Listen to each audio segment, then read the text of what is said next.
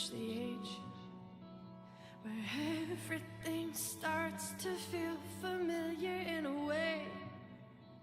I say that I can remember living this day the last time you were wearing a different face.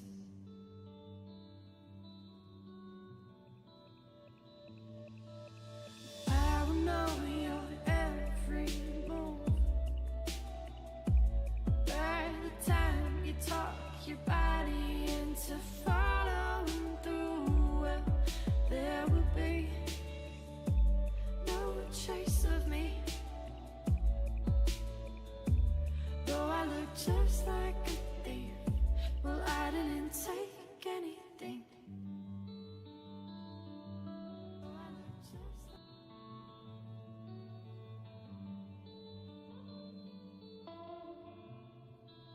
You think you're so sly, and I think it's sweet. You've got these high hopes of comfort in me, but you're not the first to have planned this delicate sucker punch that you're looking to land. And I will know your every move. By the time you talk your body into following through, well, there will be no trace of me. Though I look just like a thief, well, I didn't take anything. These pretty words should cause more concern. A lesson about myself that I don't want for you to learn, 'cause there's not a thing that I cannot excuse. I saw your silver on the table, but it's never been used. I tell myself that it must not mean that much to you. Get it for a party that nobody ever threw. Adornment for the wedding you no longer see for you, oh, but I do.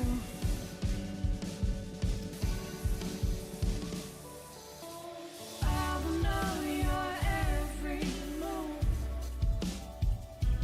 By the time you talk your body into following through, well, there will be no trace of me. Though I look just like a thief, well, I didn't take anything.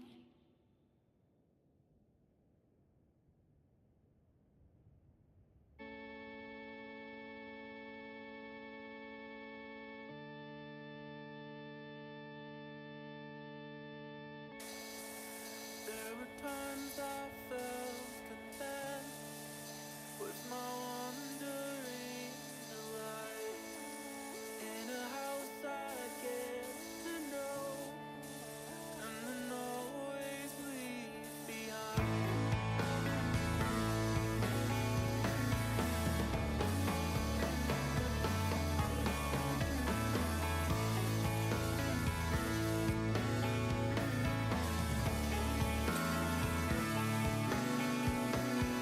The 3 years of a ticking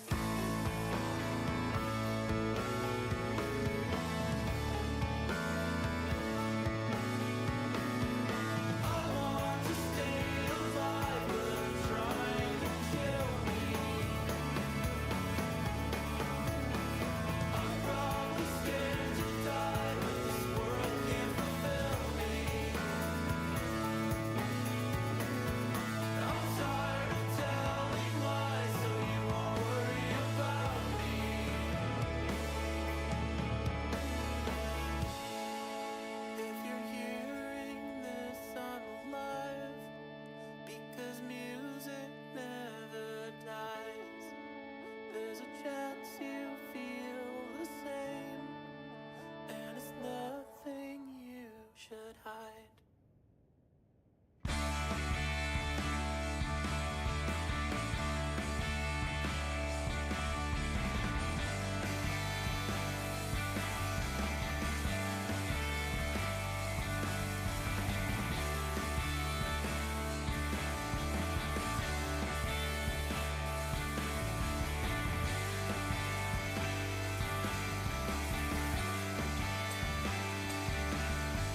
Twilight sky, dreams within your eyes.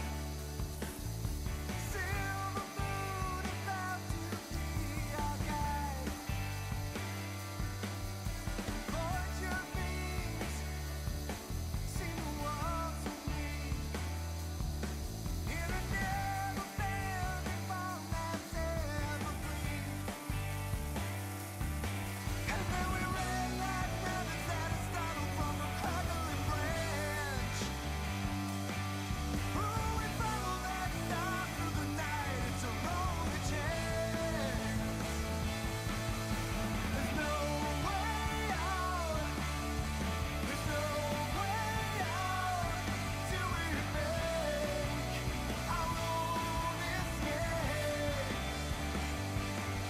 In this free fall dive, we will not survive. So we change the cause and ring our freedom chime. And the king will strive to cut our spine, but he never tried, never failed real pride. It's now or never as we race to the sound of the bells. There are gods in the tower, but the time has come to rebel. There's no way out. There's no way out till we make our own escape. There's no way out. There's no way out till we make our own escape.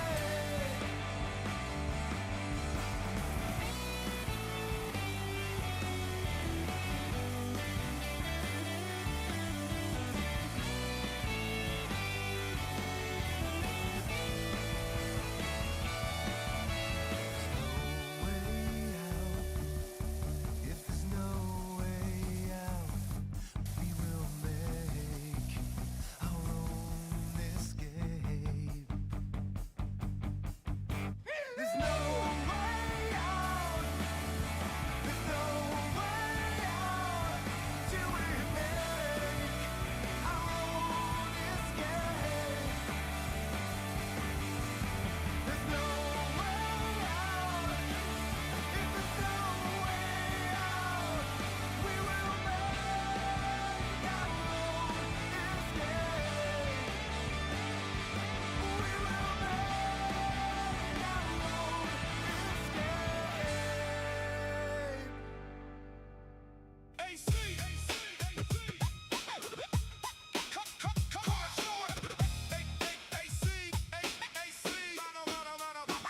Since 2016, he's been bringing the hits. Controller in hand, he never quits. Got a deck of cards and a retro soul. Streaming the game, gonna reach the goal. Raise those lighters and buckle up. Welcome to the AC Card Shark Show. AC, Card Shark. Far Cry Mafia, house flipper and half I rush. Power wash simulator, open road, skull and bones. Tiny Tina, Dragons, Dogma, Robocop, Assassin's Creed. Life is strange, gory, Hellblade, Bioshock. South Park, Fallout, Squirrel with a gun and arcade. Paradise, crack open a cold one. He's hunting the platinums. This is the AC Card Shark Show. AC, Card Shark. Welcome to the show.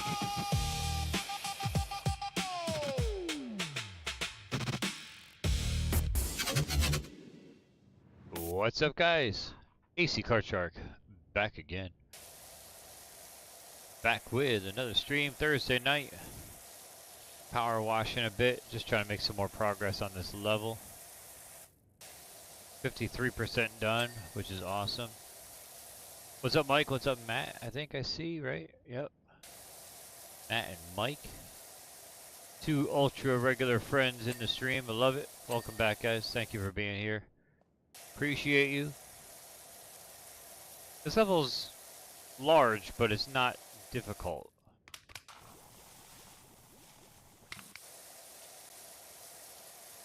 It's not like it's like the monster truck level. Just a lot of stuff to do.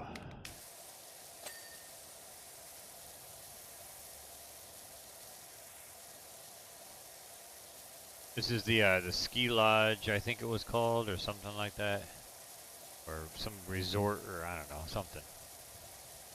It's covered in dirt. That's all I know, and I'm cleaning it. Let's see. I did all this. Still got all. Well, no, that's the mountain, but I still got all that to do yet. All this down here. Oh wait, no, I don't have to do that. Sweet. I do have to get the outside of this, though, like this part and this part. Use the barrel to jump on. Got the little gnome hanging out here. So it's, you know, it's like I said, there's a lot to do. It's a massive level, however, it's not anything that's ultra difficult or annoying. You know, all that kind of stuff. So today, those of you who actually watch my videos, I did record a new unboxing slash pickup video. I got the meat and potatoes recorded, you know, showing off what it is I received. It is an eBay unboxing. Be prepared, for those of you who actually watch the entirety of the video, it is about a 30-minute video. Granted, I'll have some editing and stuff and splice out some dead time, and it may end up being like, you know, 28 minutes or whatever after taking out all the unnecessary dead air and that kind of stuff, but I was banking up, you know, eBay items for a couple of months. You know, I wasn't just doing it when, like, you know, an item or two come in and be like, oh, eBay pickup, here are two things. So, what's up, Dreamer? So I literally just piled them up and waited, and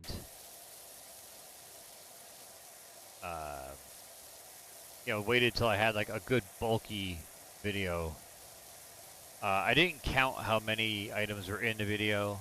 I just kind of, like I said, I just kind of piled them up and let them build up, and then when the pile got to be too annoying where it was falling over and annoying and in my way, I was like, yo, time to record a video. So, what's up, Ninja? What's going on, man? You working on your Famicom? No. Not really.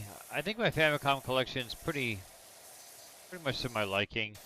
I'm not trying to complete any collection for that. I just, I used to just pick up games I just really wanted, like Japanese versions of, or maybe a game that was exclusive to Famicom, or, you know, stuff like that, but nothing crazy. I also have a Super Famicom collection. Again, just games either that were, you know, $1 in a dollar bin. I used to go to a store called Lucky Funtime Video Games, which RIP, they are no longer in business. They specialized mainly in importing from Japan. So if you wanted anything Japanese, pretty much. Wait, do I have that available? I used to have something up on my shelf here, and I think I took it down. I want to say I have the Japanese Animal Crossing for N64. I have like you know, some oddballs, and you know, again, they're tough to play because you need an adapter and all that. I believe I use a Game Shark, and it works as like a bridge between a Japanese game on a North American N64. But anyway, I used to go to Lucky Fun Time. They always would have, some bangers, and then they would also have just, a commons bin. They would just buy lots of games from Japan, import them, and then sell them in their store. So I do have a mess of, dollar bin games from them, just because, I look at it going like, oh, that's a cool, like, little, like, Power Pro type baseball game for the N64 or for Super Famicom or whatever. I'm gonna pick it up just because it looks like fun for $1. Actually buying it for fun gameplay, not collectability or value. So I do have a bunch of those. I also have, just happens to be in my reach, games like this. For the Famicom disk drive. That's the original Mario Brothers 2.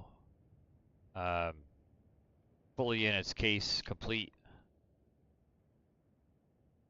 Try to show you. So what you saw, that's the instruction booklet right there. And it is all in Japanese with like illustrations and stuff like that.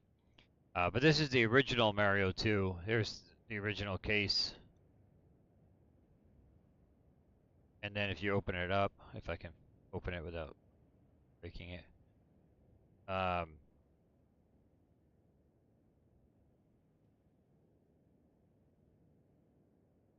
There's your actual like Famicom actual disc right there. So that's some cool stuff that I have in my collection. I also have Legend of Zelda on Famicom disc. And this all came from the same place, all from the same store. They would just get all this stuff in and post it on their Facebook and be like, "Hey, new shipment just came in. This is what we have." And I would message them and be like, "Hey, put A, B, and C aside for me. I'll be up." I would drive up and pick it up, and they would have it behind the counter, pulled off the shelf so that no one else bought it and stuff like that. So it was great. It was a great little store, and it was great to to deal with them and stuff like that. I have what else? What other good ones do I have on Famicom? I have Mike Tyson's Punch Out on Famicom. Kid Dracula.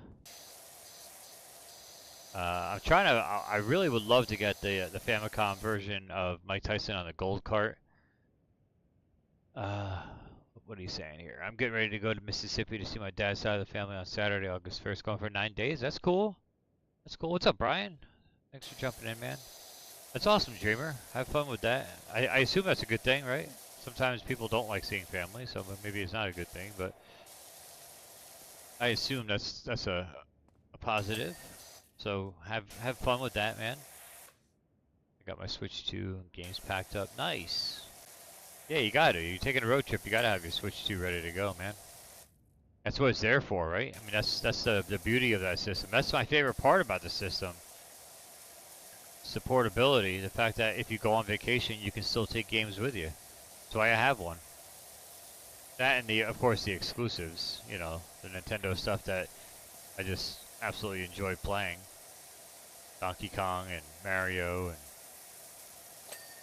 every different version of Mario, whether it be, golf, soccer, adventure.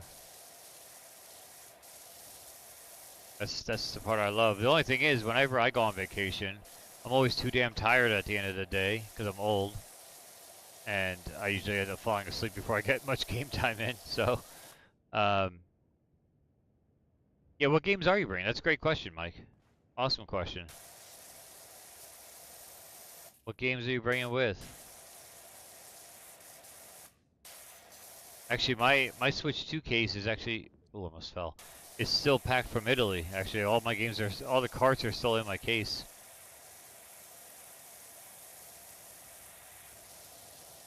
But yeah, anyway, what I was saying was I did film a brand new eBay unboxing.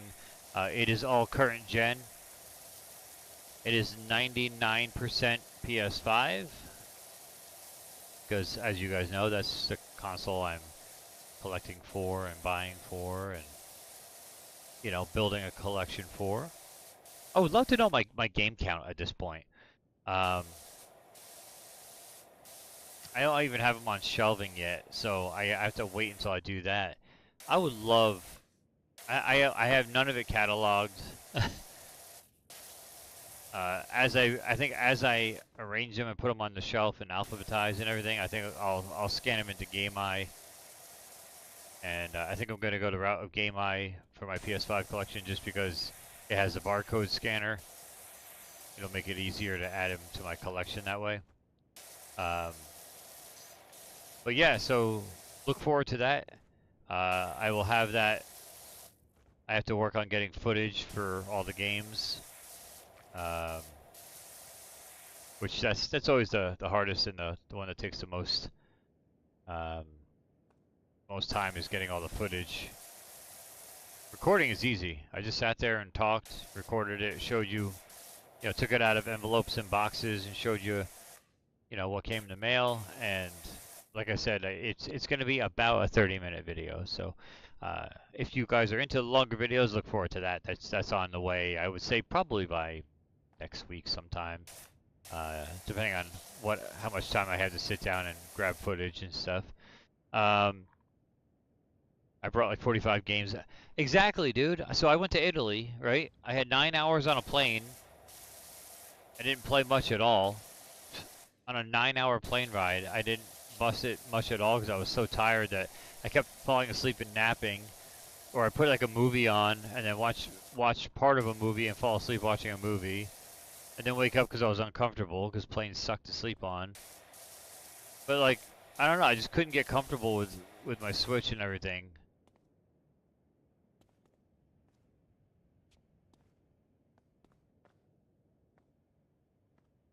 The hell, put it down. Jesus. And then trying to think what I didn't even really play much in the hotel. Yeah, it's crazy. I think I only played I may have played a little Donkey Kong, I think. I mean, it was so little that I don't even remember what the hell I played. It was really just a waste of space in my carry-on bag, because I didn't get the use out of it that I had hoped for. I got Switch 2 dock. And the best ever will be. Fuck you.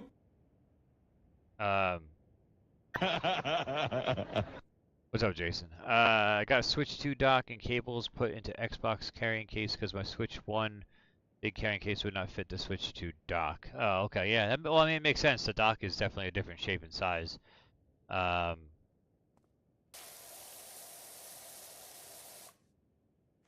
definitely post a picture in the Discord so I can take a look. I always like to know. That's it. I mean, I'm glad, Mike, you asked that question because I'd like to know what people bring with them.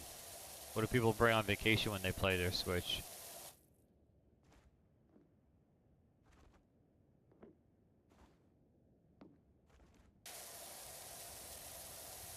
Oh my god, this game definitely has its hiccups, man. It definitely freezes up at times.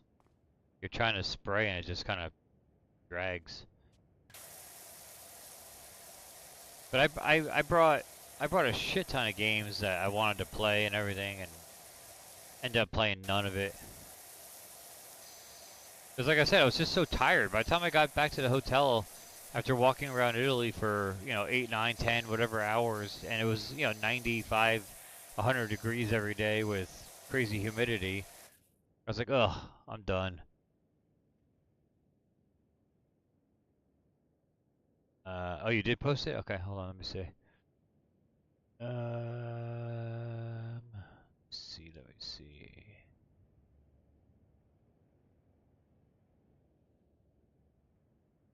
Is it in general? Yeah, there it is. Cool, I see it. Oh, you're bringing like the actual full cases? That's crazy. Alright, let's see. Arceus? Okay. Pokemon Sword? Okay. I mean, you're gonna be there for 9 days.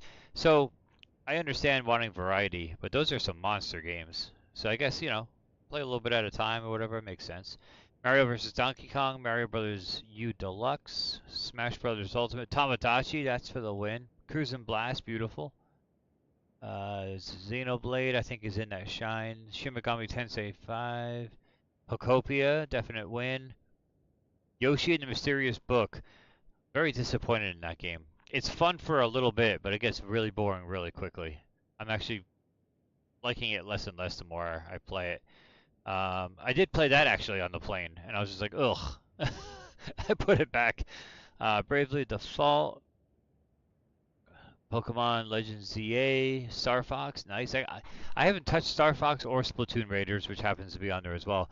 I haven't played that at all. I gotta get into those. Mario Kart World, very disappointed in that one as well. Unfortunately, I have not played a whole lot of it because I was bored. Kirby in the Forgotten Land, very cool.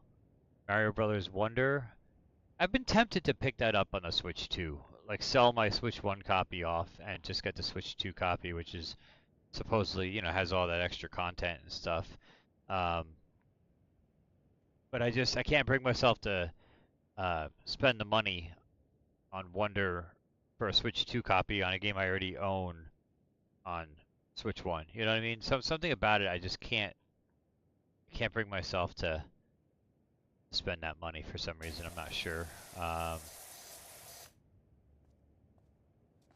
don't know. I mean, I double and triple dip on so many games, and yet I think it's because I already have a physical copy of Wonder.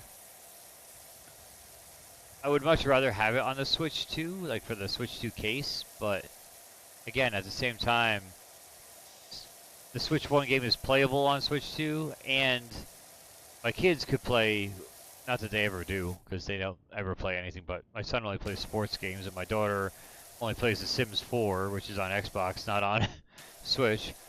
But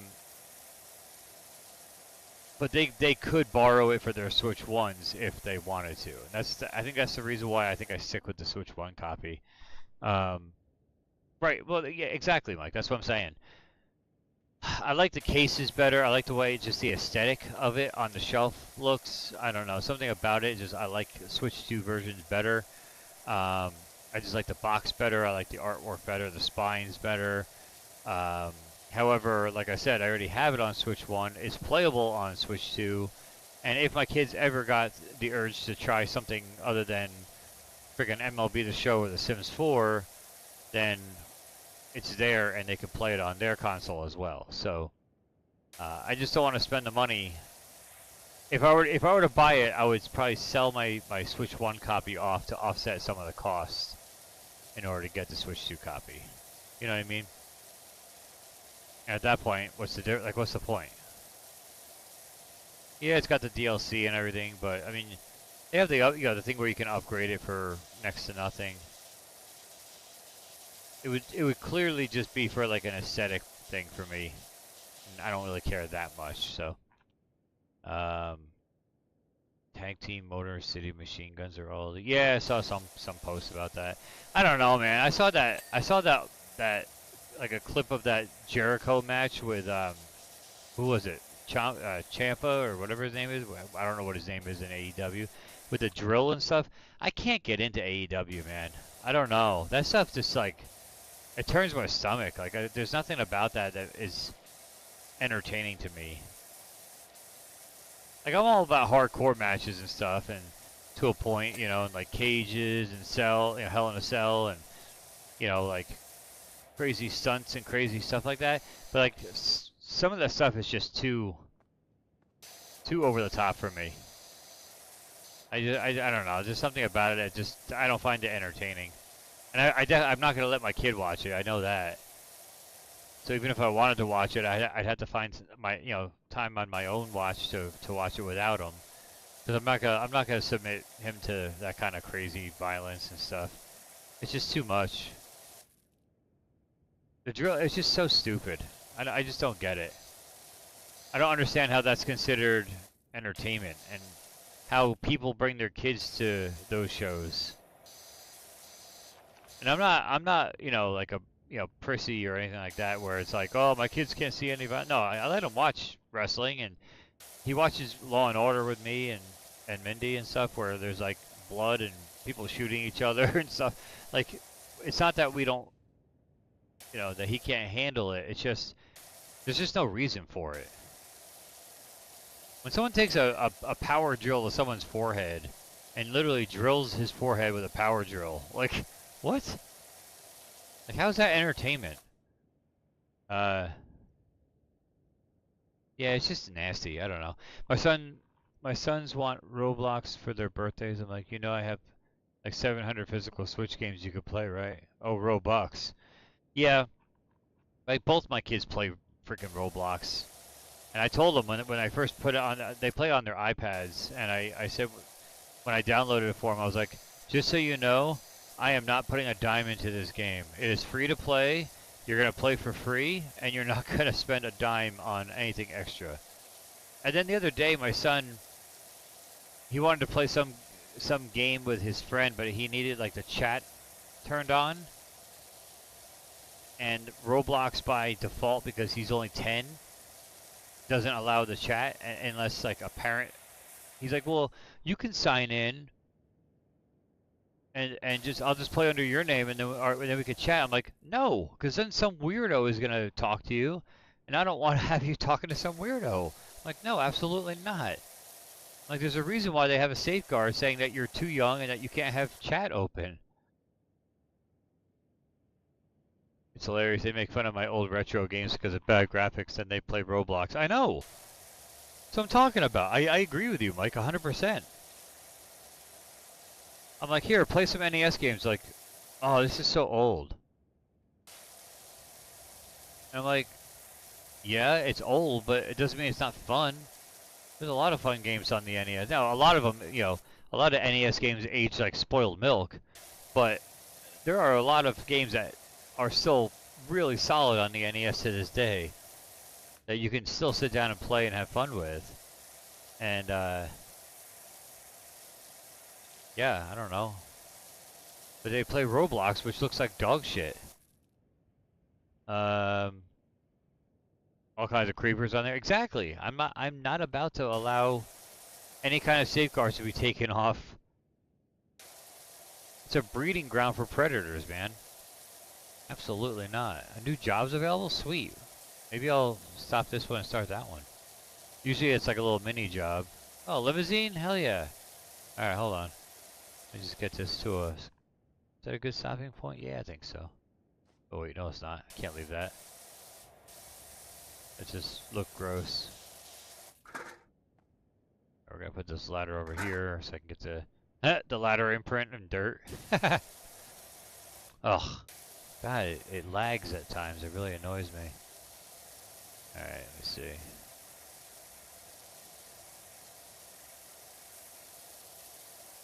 There we go. Looking good. Oh, Roblox is on PlayStation as well. They play it on their iPads, which I can't support because it's a freaking touchscreen controls. It's so annoying. I get so annoyed watching them play it on the touchscreen. It's so annoying. I'm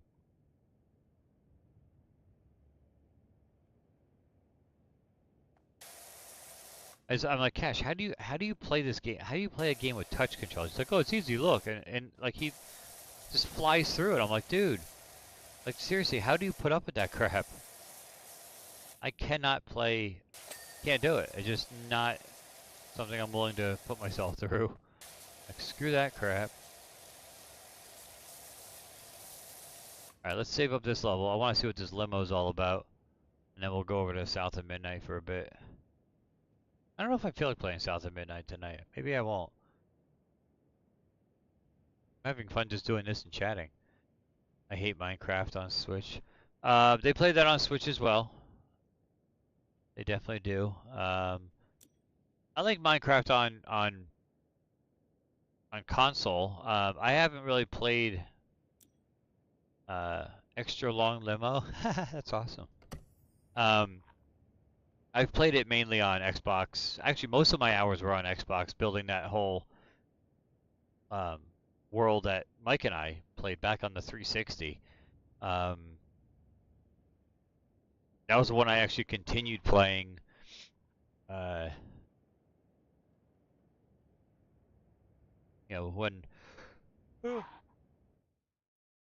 I started playing Minecraft to get on stream, building more characters and stuff.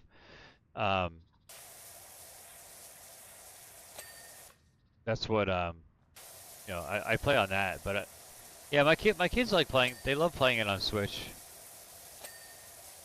To the point where I never see the game cart ever. You know, like it left my shelf and it never came back.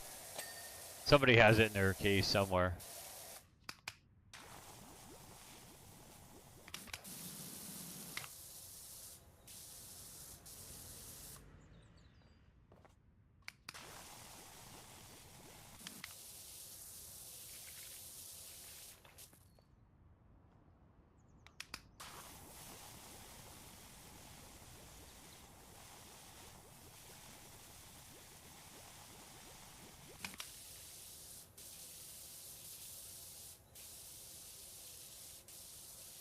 Why is that not dinging?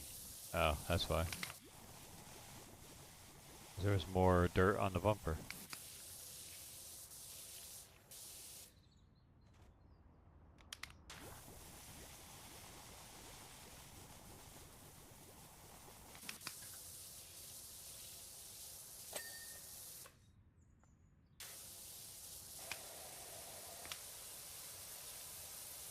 Wow, why is that not cleaning? Without soap. There it is. Nice.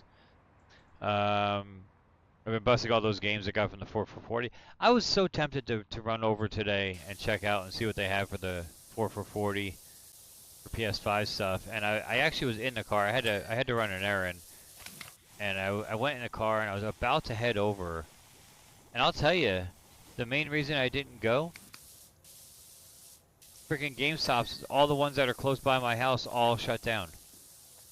The closest one I have is like a 15-minute drive now, and I'm like, I don't feel like driving 15 minutes on the sheer hope that they have something I want. That's why I do not like talking on video games, because you don't know who you're going to be in the game, even when a game is 18 plus, there are always going to be kids playing it. Yep.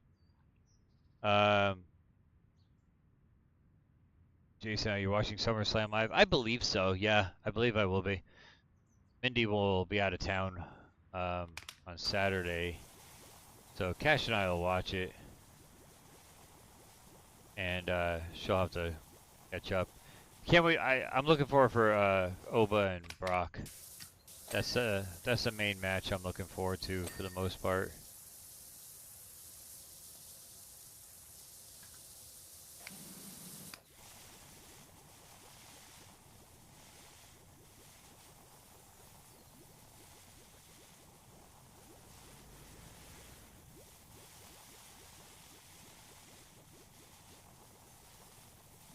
Sunday we have a hockey team party for me to go to,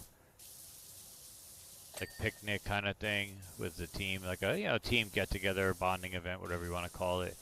But we should be home and playing. God damn it! There's like a freaking gnat in here. It's annoying the shit out of me. You're all far from me now. I went to a bunch of GameStops up here, and they're all cleaned out. I one in Tucson had 8 I wanted that were using $20 or under. Couldn't believe it. Yeah, that's awesome. That's so cool. Yeah, I don't want to drive 15 minutes, like literally, and the only reason I'm going is for that deal, which is a great deal. You know, 4 for 40 is a great deal. I was gonna go with the hopes of just finding 4 games, but then I thought about it. I'm like, do I really want to drive 15 minutes up there? It looked like it was gonna start raining and stuff here. I was like, do I really want to go out there? You know, if it does start raining, do I really want to get stuck in the rain? Do I really want to drive all the way up there? And it's the only GameStop in that area. So it's not even like I could go to an area. We do have one area by us that's maybe more of like a 20-25 minute drive that has 2 to 3 GameStops, and including one in the mall, that I could technically kind of hit that area and check it out. God damn it, get out of here. They haven't closed those down yet, so that's awesome. But literally, the only 2 in the area they closed were the 2 that were within 10 minutes, like 10 minutes or less of my house. And I'm like, I don't want to drive all the way up there to only GameStop in the area to find out they had jack crap for me, because like everything under $20 or under is usually not something I'm looking for anyway. Usually. The Switch I could see because the Switch does have a lot more quality stuff at a lower price, I feel, on the used market, but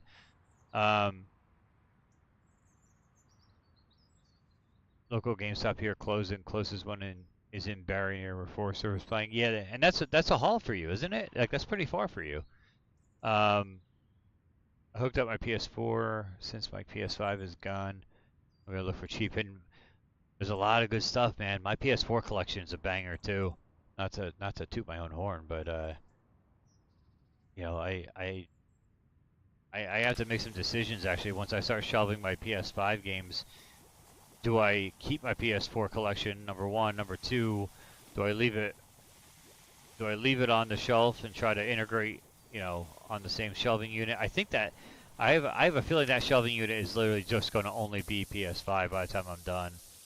Unfortunately, I don't have a lot of room. I am looking at taking my just all of my Switch stuff off the shelf and maybe turning that into a PS4 shelf. Oh, so you have a PS4 Pro? I never even got the Pro. I literally just stuck with the standard. Bubbles? Crap. Oh, he's in the helicopter. That's awesome. I've never. PS4 loser. Exactly. I've never upgraded. I didn't upgrade my PS3. Well, technically I got the slim one because I didn't adopt a PS3 until way later in the life cycle. PS4 loser. PS4 was an amazing system. PS4 was the reason I got into the PlayStation and Sony, you know, lifestyle, so to speak, whatever you want to call it. That's the whole reason I did, because PS4 blew the Xbox One away. It blew it away. There was no questions asked that it was literally the best console that generation as far as the two competitive consoles with each other between Xbox and Sony. There's no question. PS4 was a beast of a machine.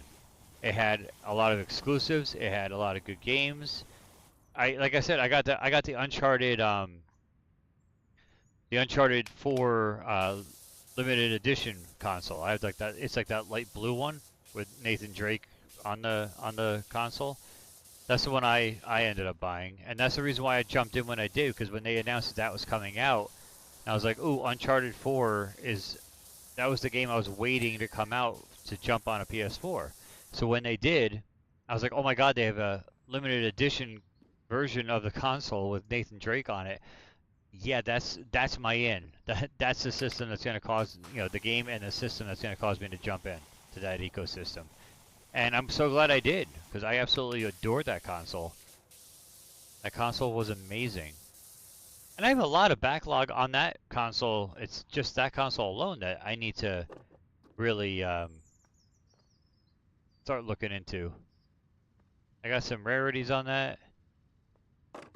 I got some really good rare games. I have some games that are just awesome that I just never had a chance to play because, backlog is a real thing.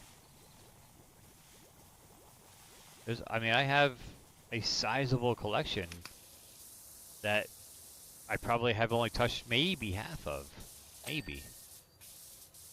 But I got some bangers on that one too that, some of them, PS4 is still one of my favorite consoles ever. Yeah, it was great, man. The controller was great. It was like the best controller on the market at the time. It was freaking phenomenal. Again, the controller was a major part of me liking it better. The fact that you could stream directly from it and not have to go through some crazy hoops. Xbox One was impossible back then to try to stream. It was so damn hard. You had a share button.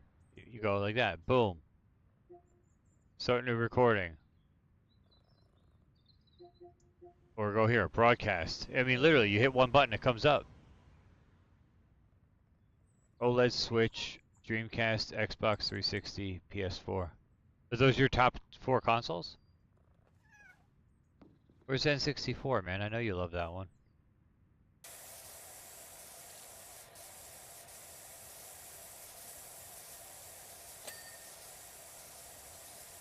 I remember our top console list. You loved that thing. PS1, PS4 Pro, PS5 Pro, Switch 1, Switch 2, Super Nintendo. Oh, those are all the ones you got. I was like, damn, you got a lot of favorites. Oh, so Dreamer, what would you say are your favorite? Like, put your consoles in order of like your favorites. I don't know, man. I don't know about the worst console, the Virtual Boy. But if you're talking actual main consoles, I might be in agreement with you on that.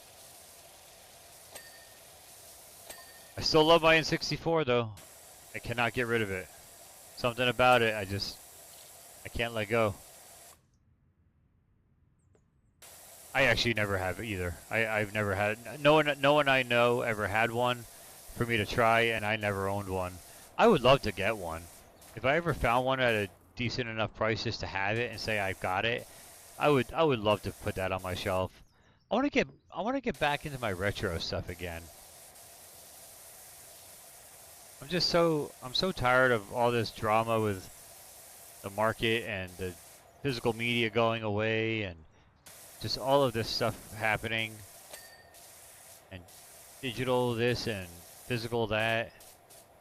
And yes, I know I'm collecting for PS5 at the moment, but I'm getting to the point where I'm getting real tired of the gaming industry, at least as it sits right now. I'm very, very tempted. And 64 is my No Mercy machine. Yeah, exactly. I played that. I played Harvest Moon, WrestleMania 2000. I loved Ken Griffey Jr. baseball, the first one, not Slugfest or whatever the hell the second one was called, but the first Ken Griffey Jr. baseball game on that system. I freaking love that game. And the main reason I haven't sold my N64 off is because that game is impossible to find a good copy of emulation of.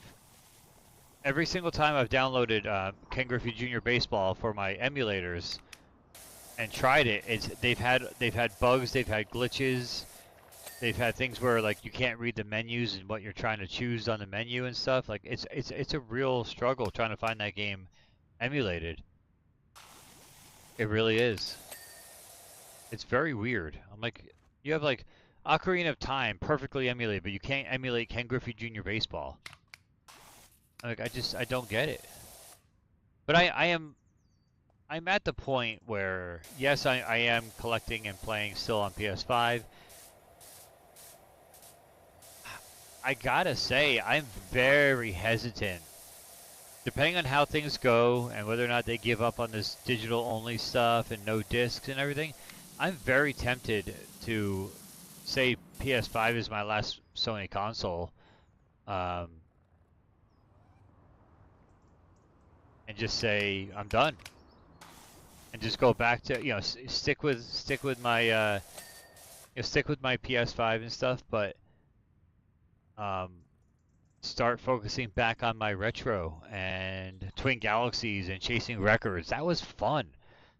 That was, I mean, I can't believe how much fun I actually had during that time where every single stream I would boot it up and go, all right, we're gonna bust out Tyson again, and we're gonna try to improve on my time with Don Flamenco or whoever, you know. That was just a blast. That was an absolute blast. I had a lot of fun competing with other people, and then like other people would beat my record, and I would go back and try to beat theirs. You know. But yeah, I don't know. Gotta ask the right guy. Oh, about the emulation. Yeah, hey, if you can point me in the right direction for a correct emulated copy of Ken Griffey Jr. on N64, man, please do, because I cannot get one for the life of me. Ken Griffey on SNES was pretty good. I never played it. I mean, I've played it on emulation, nowadays, but back then I never played Griffey on Super Nintendo. PS3, PS1, Switch 1, Switch 2. Those are your favorites in order? Okay, and PS5. I mean, I wouldn't mind getting rid of, dude, these freaking gnats. Every so often, there's one gnat in this room. It just continually comes back by my face. Get away from me, stupid bug. I mean, I wouldn't care about getting rid of my N64. Like, I have a little bit of nostalgia for it and stuff, but, they're selling for good money right now. I wouldn't mind offloading it. I have a complete in-box N64 console on my shelf up there. I have, I have one of the colors. I forget which color I have. I want to say it's like the blue one, as well as a standard gray one. I have good stuff to unload, but again, I refuse to get rid of stuff until I know I can emulate it. And that is one I just have yet to be able to emulate my entire collection for, so. But I'm not gonna lie, I miss the days of going to flea markets and looking for games. I miss the days where flea markets had games. They don't really have them anymore because eBay, when people found out this stuff was worth money, they were like, ooh, eBay, and then they stopped selling them at flea markets and garage sales. Very rare that you find any good deals anymore. That was like, to me, that was the prime time in gaming for me and collecting for me was maybe about 10 years ago. I never got into PS1, and that was mainly because I was a Dreamcast and N64 guy. Those are the two that I owned. I never owned a PS1 until I was older. I have a decent PS1 collection. Again, a collection I have no problem getting rid of. And again, when I can get to it. Right now it's completely blocked off with all the BS and boxes and stuff in this room that I still have to get through, but another system that I'm sitting there going, I got no need for it. I have a bunch of PS1 console. I have 2 or 3 of them, but I just found them at garage sales and I refuse to leave them there because, people were asking like $10 for it.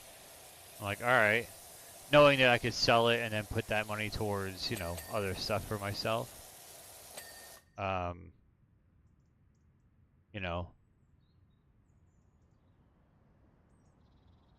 So you're having fruit fly problems too?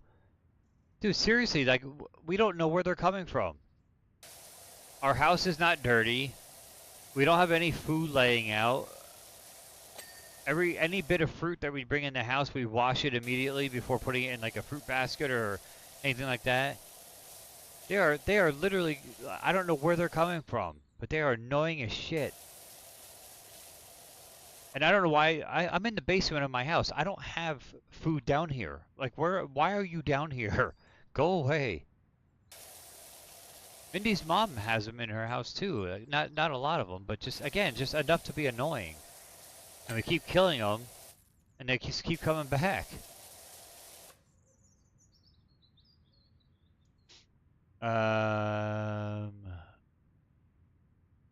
Same, but now I'm going back and finding so many amazing PS1 games I had no idea existed. Yeah, I mean, it's good stuff. I can't get down with the graphics. For some reason, PS1 graphics, I just can't. I know that they're, better than the games that I love playing, like in Nintendo and all that, NES and stuff, but I can't just, I don't know. I can't play it. Like when the the Resident Evil like 10 control like all stiff and everything else, and ugh.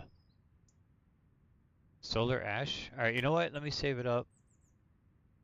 Let me switch over to my Switch real quick. I'm just going to do a random, hopefully you guys don't mind, I'm just going to kind of randomly jump back and forth between shit.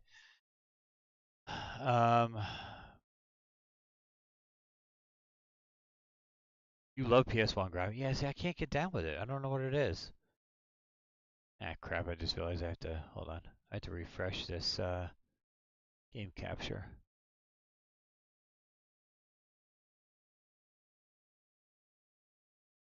There we go. I re-downloaded Slaps and Beans, Finding Teddy 2, Grapple Dog, Lotto Knot, and OSM. I picked those up. I already had Splasher. Didn't even realize it. I think when I got the physical, I downloaded the digital so I could play it and not open my sealed copy. I bought a glue board style shaped like paper towel with a cup on one end and then a hook on the other end. Filled up with apple cider vinegar. Works the best. Really? So that's kind of interesting, actually. Yeah. Slaps and Beans. All right. What is the game you were talking about? Solar Ash.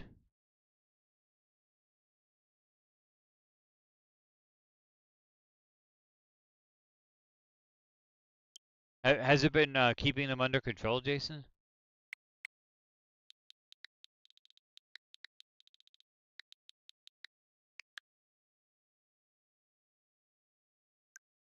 Oh wow, that's a deep sale. All right, I gotta look into that. I know Sam's Club sells like this plug-in thing that it like lights up and it draws them in and then it basically traps them. So I'm tempted to stop by Sam's Club and try that, but Solar Ash.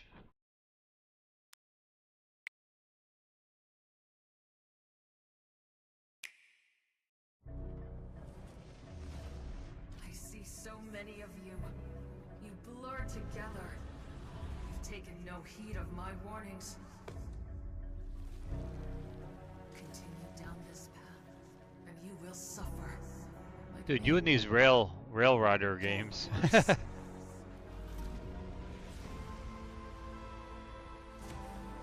You can tell by the art style, yeah.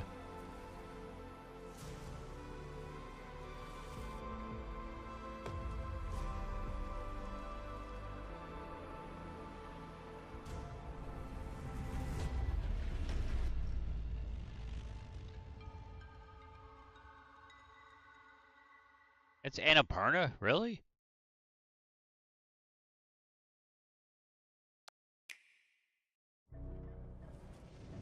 Yeah, it is. I see so many of you. Now the question is, hold on one second. Let's switch back over to PlayStation.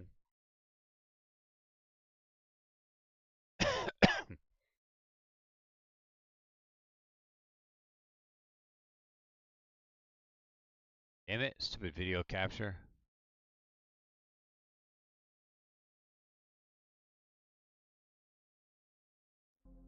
Back here, there we go, okay. Now let's go to the PlayStation Store. Macklin Celebrini, baby. Highest paid player in hockey. The Sharks just paid him bank. Yeah, I'll go back. Old Market Simulator? What the hell is that?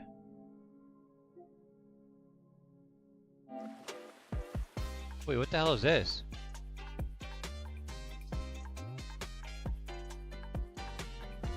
Fishing? Oh, this looks janky, but it looks fun. Harvest of fruits, a farming game, a fishing game. Oh wait, why am I not on camera? You get to harvest your stuff, alright. Go in the cellar, stock or your stuff. Relish in nurturing your livestock, alright. Oh my god, you can kill them? Holy shit, that's awesome. Build and manage your bustling market. Dude, that's cool. This game looks deep. It looks janky, but it looks deep.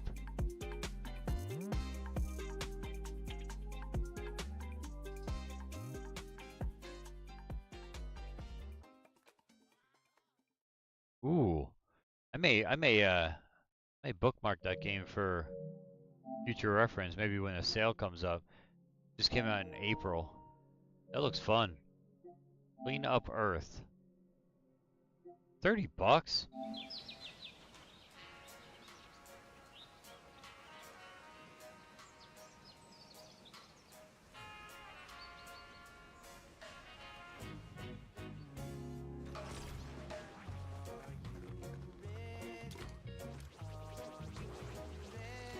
Why is this game calling me?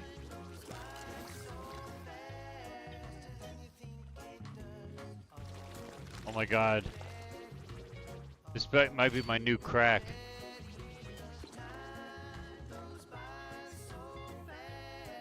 This game looks amazing.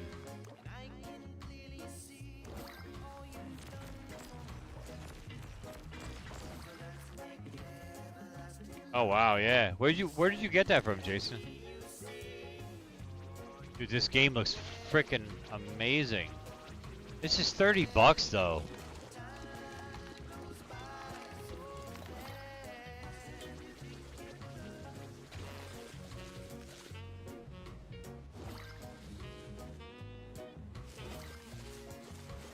This game's gonna be my new crack, man. Holy crap.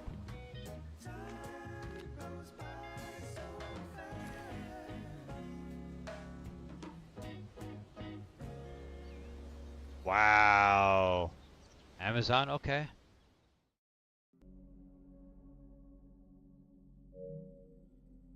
Wow, dude. This game, I'm immediately wishlisting it. Came out in April. That game looks phenomenal. God.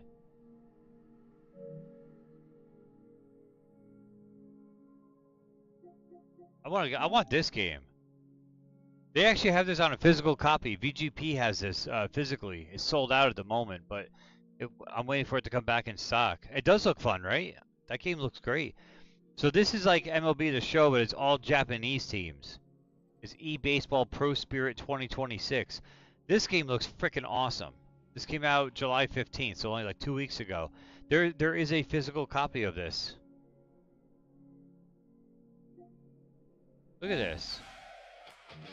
It looks so awesome.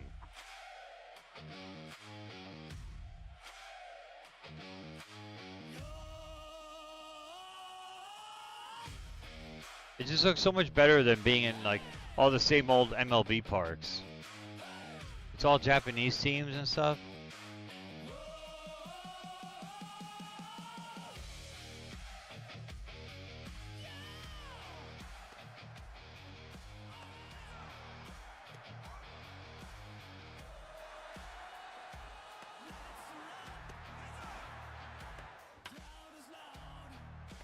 Oh, look at that catch. Whoa!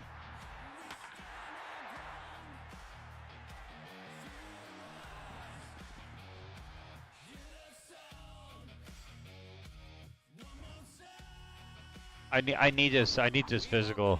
Look at those teams. It's so awesome.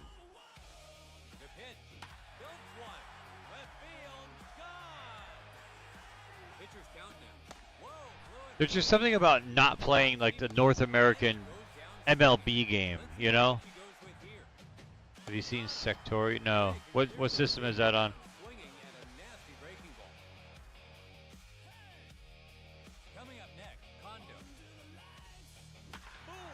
Oh! Cranked it. I don't know. Something about this game.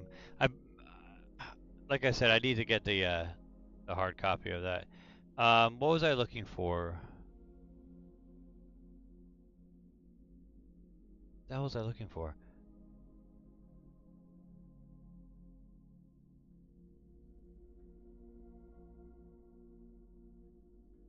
What was the game we were just looking at on Switch before, Mike? Jesus, my God, my brain is not working.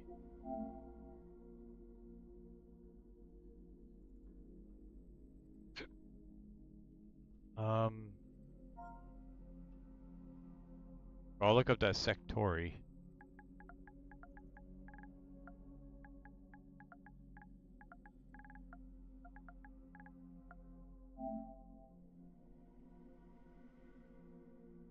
There's Sectori. Yeah, what the hell is the name of the game though? Not Clean Up Earth. No, that was PlayStation.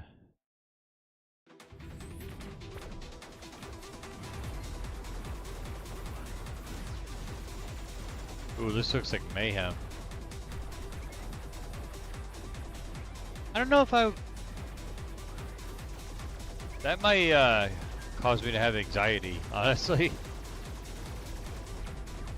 I don't know. I'd get real nervous playing this. It looks great. No, Old Town was PS5 also. Hold on, let me scroll up. Solar Ash.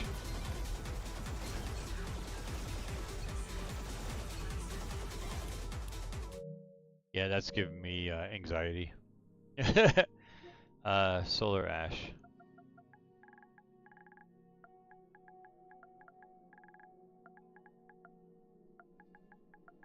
It's gotta, if it's Annapurna, it's gotta be on PS5. Yep. Oh my god, it's 40 bucks here. Holy crap, it's not on sale. I'll wishlist it. It's an Annapurna game for the right price. Yeah, I don't know. Sector is a day one purchase for me. It's already out.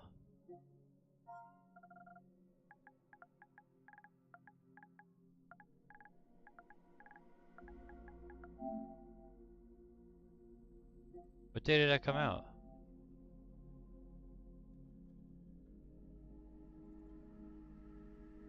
Oh, you're waiting for a physical, you mean. I gotcha.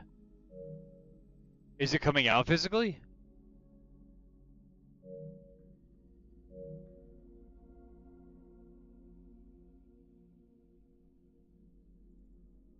I may have to get that Clean Up Earth game, dude. I'm not gonna lie. Okay, cool, yeah. Oh yeah, physically, that's a cool. It's a. I don't know. I'll have to give it another try. All right, let me go back to Switch. As Mike mentioned another game too. The hell was it?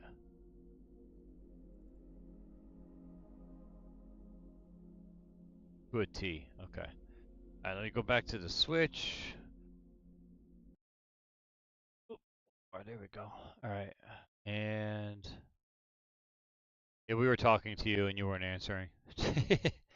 That's all right. No worries. I was asking about what game you were talking about earlier, but I figured it out. All right, To a T is the other one. So, all right, so Solar Ash, Mike, is on PlayStation as well. However, it is not on sale. It is 40 bucks on PlayStation. So, I did bookmark it. And a Annapurna game, definitely give it a shot.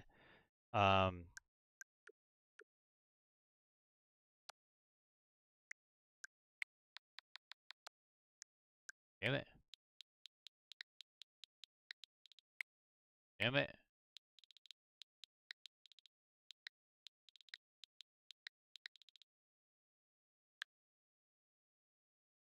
To a T.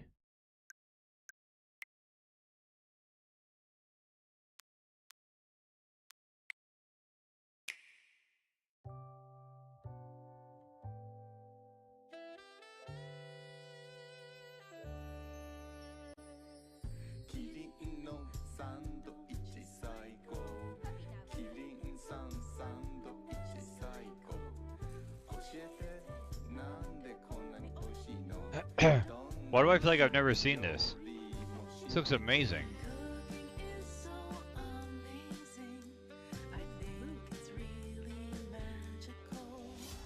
Sweet, sour, salty, umami. Gotta be just right. I wake up at 3 every morning to bake the bread for sandwiches. Then I go to my tiny garden to pick the ripest vegetables. I wake up at 3 every morning to bake the bread for sandwiches. Then I go to my tiny garden. I really love my radishes. Yeah, seriously, this is really awesome. Forget to go to market to buy the best eggs and cheese. Oh, and also What do you actually do? spices, mustard, ham, and mayonnaise. When I get home, I cook. Oh, it's so tasty. Let's see how tasty. This is amazing. I'm asleep by 7. Is it like a bunch of mini games or? Can't wait to see what tomorrow I like the dancing giraffe.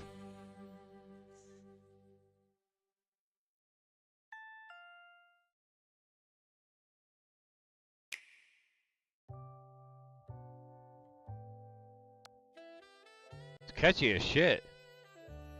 That song is great. Bum, bum, bum, bum, bum, bum, bum, bum, bum. You T-pose?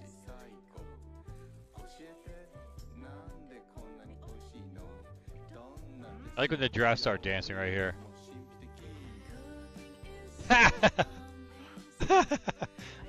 I want that dancing giraffe on my screen at all times while I stream.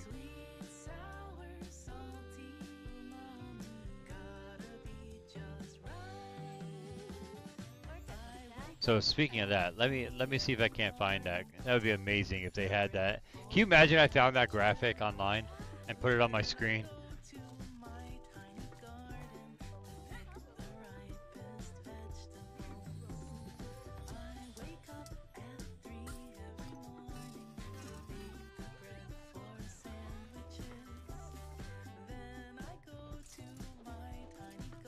Yeah.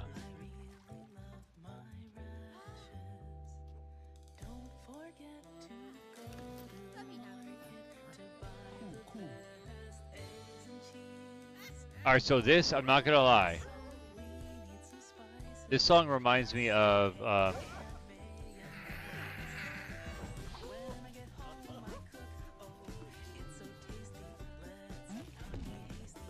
give me a sec.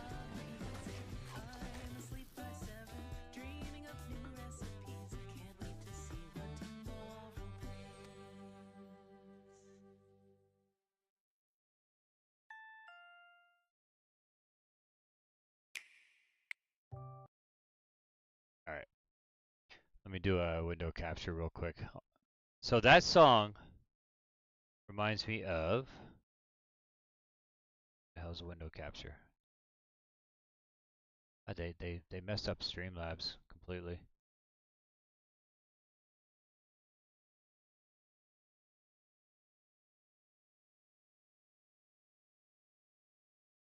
Here. Let me alter this up a little bit. Alright, you ready for a banger? That's a commercial. That's not the video I'm going to show you. Alright, you ready?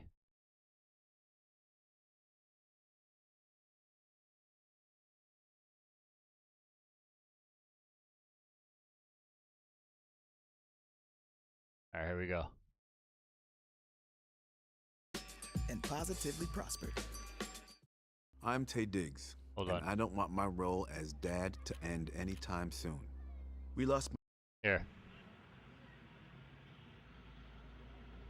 Check this out.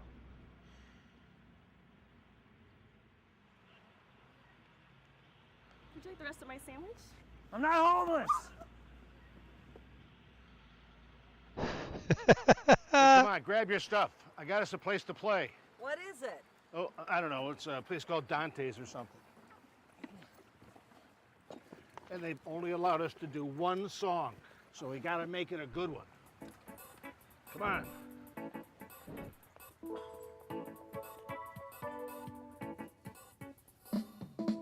Taste the biscuit. Taste the goodness of the biscuit. This song fits in that game. Taste the honey sauce.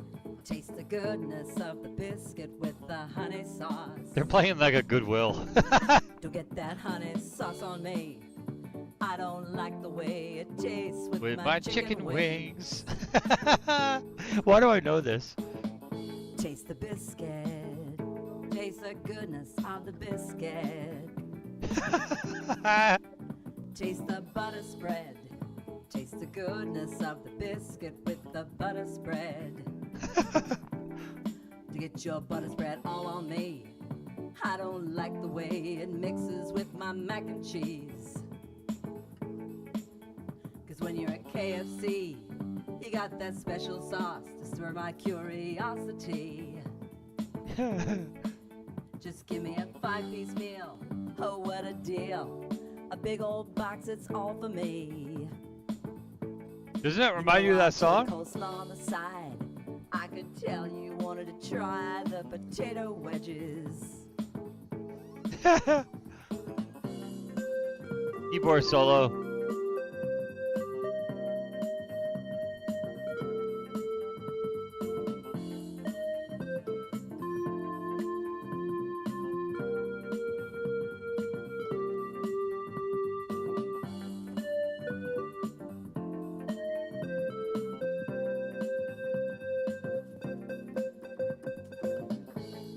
biscuit. Taste the goodness of the biscuit. Taste the honey sauce. Taste the goodness of the biscuit with the honey sauce. Get your honey sauce on me. I don't like the way it mixes with my chicken wings. Get none of that honey sauce on me. I don't like the way it tastes on my chicken wings. Take us out, Moose. Taste the biscuit.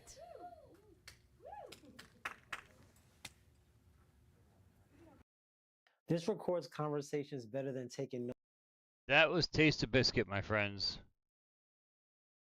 Most ridiculous thing ever made in the history of mankind. Crazy, crazy, crazy. But yeah, I mean, that reminds me of this.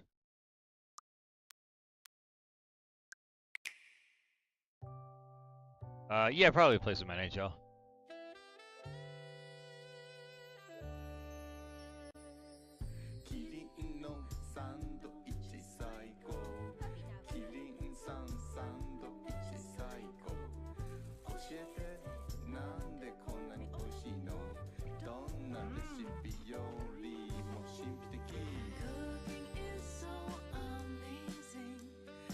Taste the biscuit. Oh my god. I gotta think about that one. That looks pretty cool. Oh wait. Is my wish list still? Yeah. Oh, Blippo, yeah.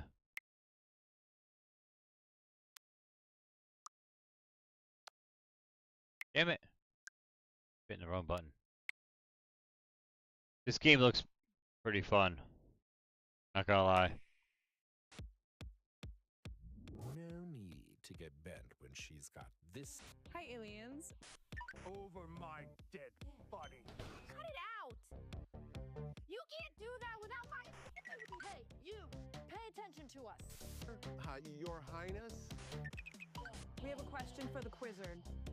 I'm just saying, it makes good TV.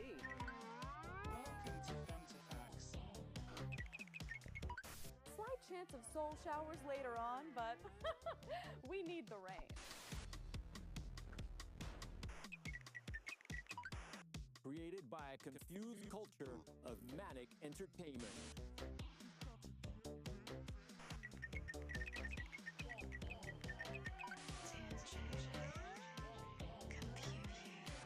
In a world of cosmic chaos, you're tuned in to Blippo Plus, the sanest slice of subspace. Blippo Plus.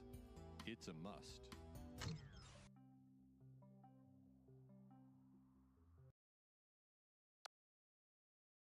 The game looks pretty cool. Alright. Close this up. Let me put my Switch back to sleep. Go back to my PS5. I want to check those two Splatoon Raiders. A lot of fun. Yeah, I gotta bust it. I haven't tried it yet. Where's my? There it is.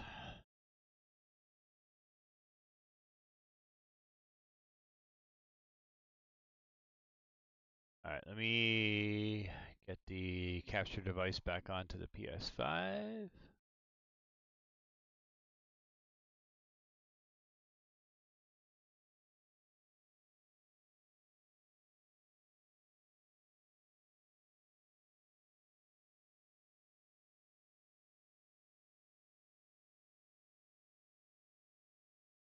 Still not going back. Give me a second here.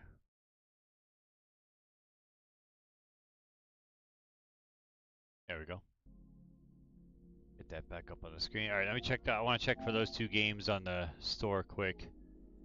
Pretty sure Blippo is on PlayStation, is it not?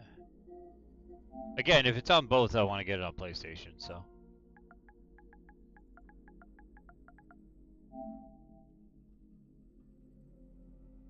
No, Blippo is not on PS5. Okay.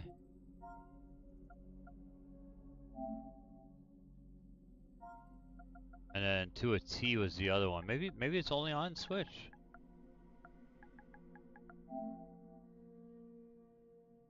Oh no, there it is. Okay, so 2 T is on PlayStation. Not on sale though.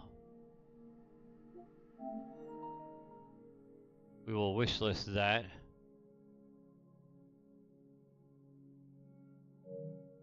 Because that is a game I want to play, for sure. Small radios, big televisions? What's that? Man, I'm finding all kinds of good stuff.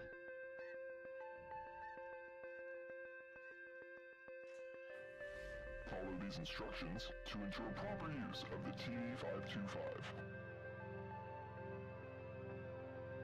Huh.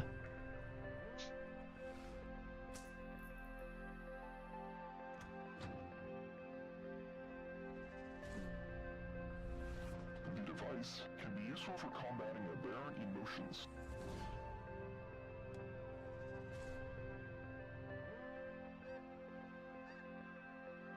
Contact with magnetic devices is forbidden.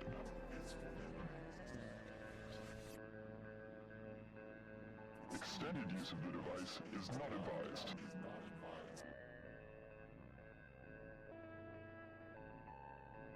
This tape will restart in 3, 2, 1. Small radios, big televisions on PS4. Huh. That's... I have no idea what that game's even about.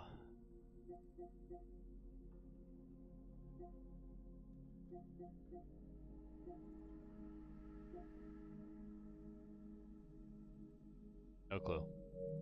Alright. I'm gonna load up some NHL. I do have to use the restroom, so I will be right back. Yeah, definitely. Switch 2 in the coming years, for sure, man. I will be right back.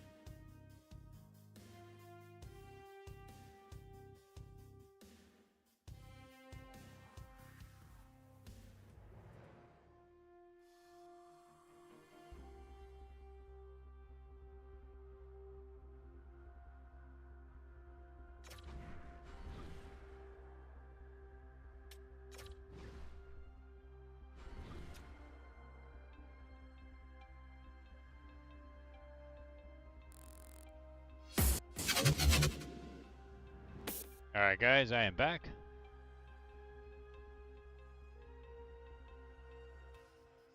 Switch over to the Shark Hockey Club.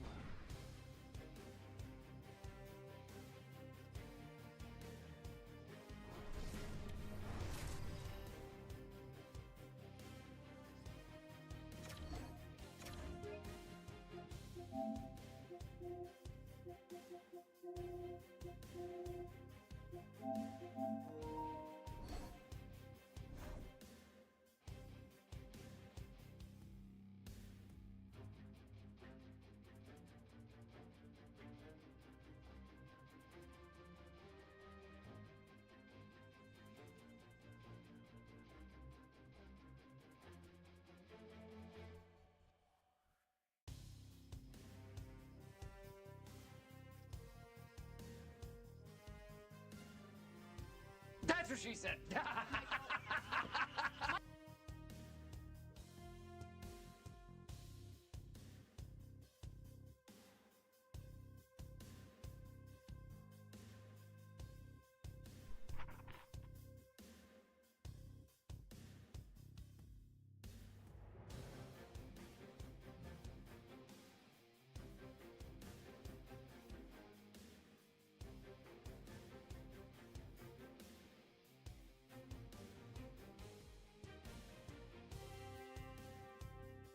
I don't know what kind of game you want to play. I do want to play an AHL game at some point. I want to play as the Phantoms. So just keep that in mind if you want to start out with that one.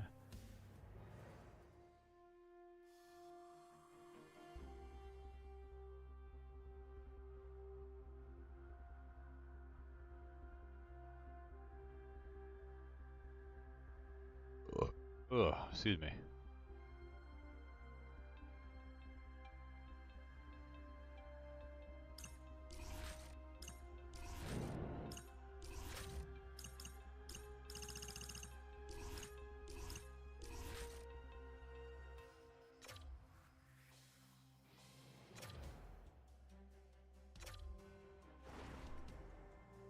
Wait, how do I check my... Hold on. How do I check my, my lines? Player list? No. Change controls.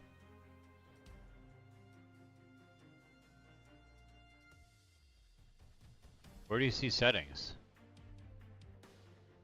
I don't have that on my screen here. Look. Lock position, change controls, add friends, player list, randomize, select back, and chat. I don't want to back out.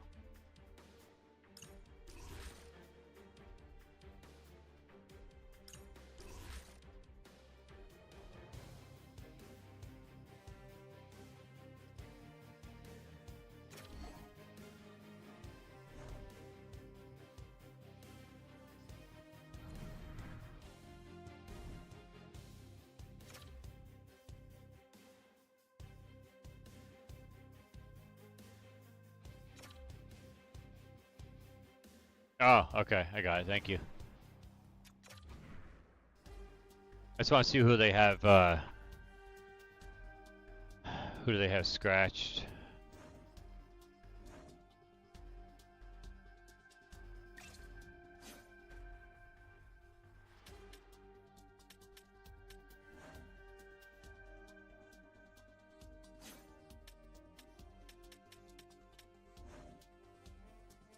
Harrison, who cares? Hunter McDonald, why is he scratched?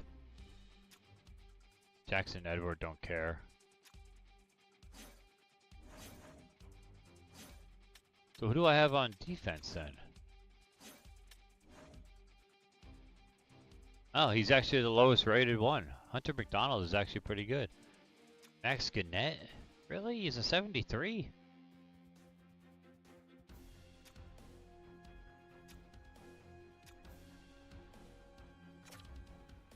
No.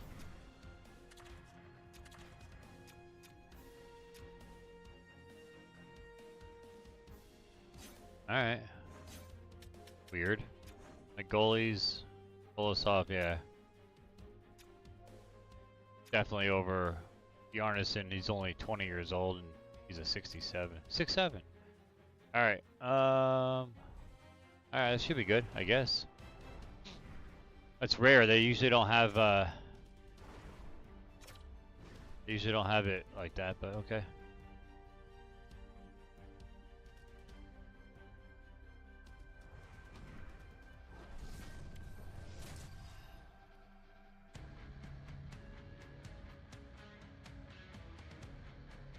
Hi everybody, welcome back to EA Sports, continuing coverage of the American Hockey League. I'm James Cebulski. All right, man. Good luck. Good night of action on the ice here.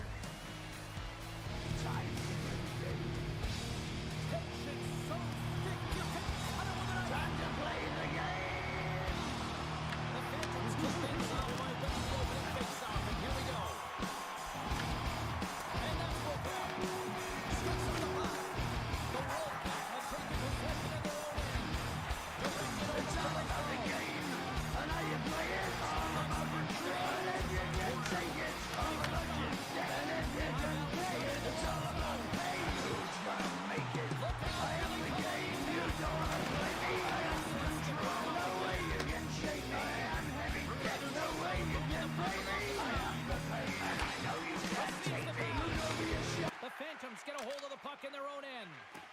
Sneaks by the poke check. Grabs the puck here inside the offensive end. A chance right in front. Poked away. Good read on the play there by the keeper. Blades carrying it ahead. Huge play in his own end to come up with the puck. The Phantoms carry it along the wall. And he makes the easy save. Hartford's got the puck along the wall. Now into the offensive zone from the right side. Takes it to the net. Oh, and he steps up but scores. Are you kidding? It's in the back of the Oh my God. Oh, he did, James. I don't think he knew where that puck was. That's a frustrating goal as he puts it himself. Oh, he's got to be sick to his stomach, James. That's such a deflating goal. He thought he had as he's looking for it. He just pushes it into the net. That's frustrating. Bullshit! Inching closer to the midway mark of the period. You're welcome. We've got a 1-0 hockey game thus far. Fires it and makes the routine save. Hartford's got it along the wall. Puck picked up in the open ice. McConnell Barker has been so dangerous tonight, James. He scored the go-ahead goal, and he's got the puck on his stick now. Now making that mistake again. Looks like lineups are set. They're ready to get things back underway. And they win the defensive zone face-off. Lehigh Valley's got the puck in the defensive end.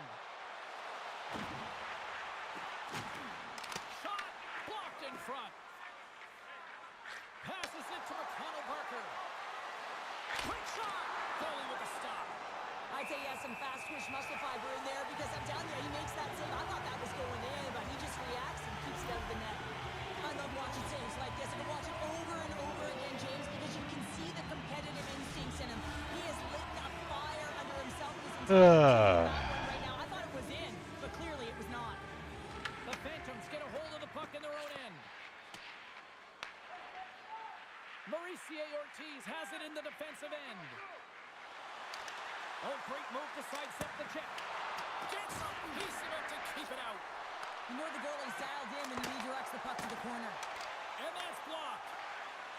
Slides it diagonally to Cadet. Tiptoes around the poke check. Shot! Comes up with a stop. Keeps the feet under pressure. Tremendous hip check on the play. Into the offensive end now. Picked up along the wall by Dorrington. Feeds it over. The Phantoms have it against the wall. Here's a chance to clear the puck from his own end. From behind the net. Moves the puck. Works it across to Dowling. And that's intercepted by Wilson. Oh, and some smooth skating to lose a defender there. Scores on the rebound. It's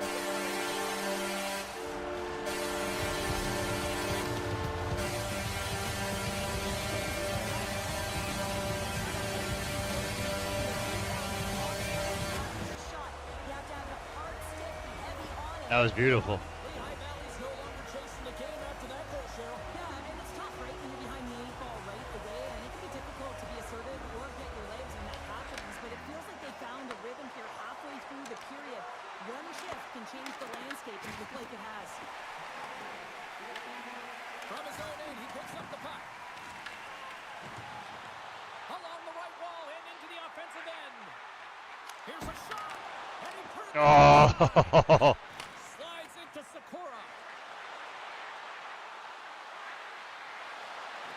And there's the save. There's the whistle. We'll get a face-off. Thanks, man. That was a beautiful play. Late goings of this period. The next goal could be a big one as we are tied. Lehigh Valley's got the win off that draw. They're looking to make something happen through the neutral zone now. Scoops up the puck here. And that's broken up by Mackey. Takes the puck into the corner of the offensive end. Looks to set up at the point now. The lane was plugged up and that shot's blocked. Scooped up along the wall by Yuricek. The Wolfpack have the puck against the boards. On the attack, they come down the right wing. The Phantoms gain possession in their own end. And he slides it quickly to Robertson. An attempt to clear the puck from deep inside his own end. And that should do it. 20 more minutes in the books. Well, there's the horn ending period number 1, but this one is far from over. Lots more action to go. Second period is just around the corner.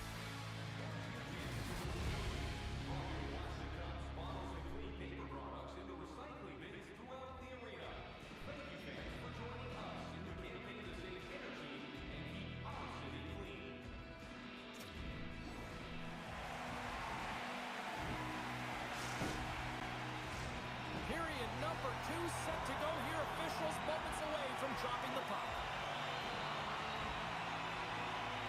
Neither side giving up much in the opening frame, and here we go, still tied up in the second.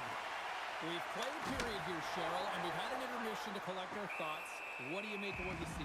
Hartford's fortunate to be in a tie game here, James. I mean, they popped the puck up a ton and haven't managed the puck. They got to limit those turnovers if they want to be successful. This is it's a back and forth game.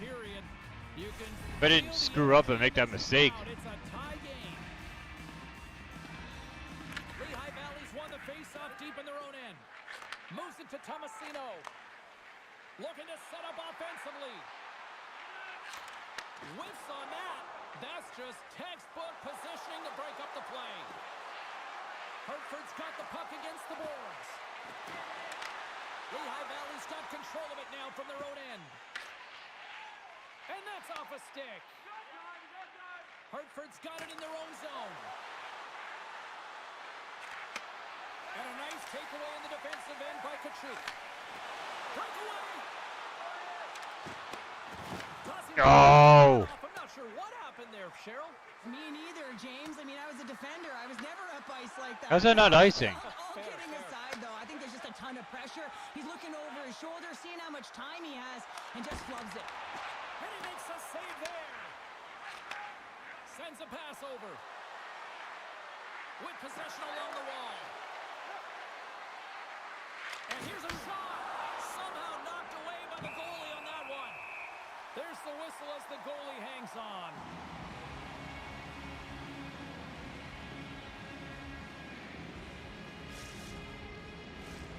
Still lots of time left in the period. It's all tied up. Lehigh Valley's taking possession in their own end. And he takes the feed. Wisdom's into the offensive zone now on the attack. Oh! How did that not go in? Feeds it over to Mackey. Nice play. Scores the go-ahead goal. Puts them in front. Well, now they're in front, James, so they'll have some energy. That was a good play. The first few strides will be more urgent, but they'll have Good to play. be accountable on the other side of the puck as well. Well, he's going to beat the goaltender clean on this one. It's a one-timer from the low slot, and He almost got it too. he's teed up beautifully, and he finishes it. The Wolfpack have jumped in front by one here in the second. And let's just see if now they take a breath, James, and the game opens up a little bit. Often when you get the lead, all of a sudden you start to be a little bit more creative. Trust yourself because you're playing a little more confident. And he was right there to make the Damn it. Come on, back check. passes it over. And that's a great defensive heads up to force the turnover. The Phantoms are in transition. Here's a chance. Easily turned away by the goalie's glove. Tries to feed it over to Sakura. And he takes the feed. The Phantoms take possession in the defensive end. Takes the shot. And not much on that one. Puck is frozen and we get a stoppage in play. Oh, here we go.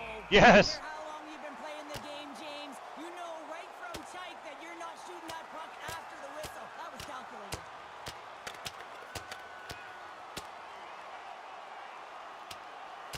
And he drops the hammer to end this one. Well, it's an emotional game, and sometimes you gotta do what you gotta do, whether it's standing up for yourself or for a teammate, and that one's gonna end right there with that last punch. The Phantoms have gained some momentum from that fight. It's all them as they win that one.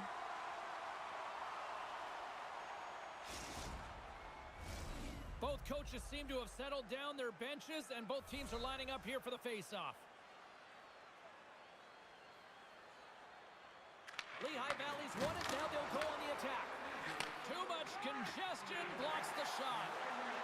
They've got numbers here. Passes it in front. Oh, and he fans on it. The Phantoms work it through center. Come on, Richard. Come on, Richard. Oh, smart heads up play. Wow, that was cheap. Hartford's got a hold of the puck. Can't complete the pass as it goes off a stick. Icing is the call. We'll get a face-up at the other end. That was a little It's a 2-1 hockey questionable. The Phantoms take possession off the face-off. Huge win by the center to give his team an opportunity to get out of the zone after a critical icing. Stopped by the goaltender. Yes! That's how you do it. Leadership.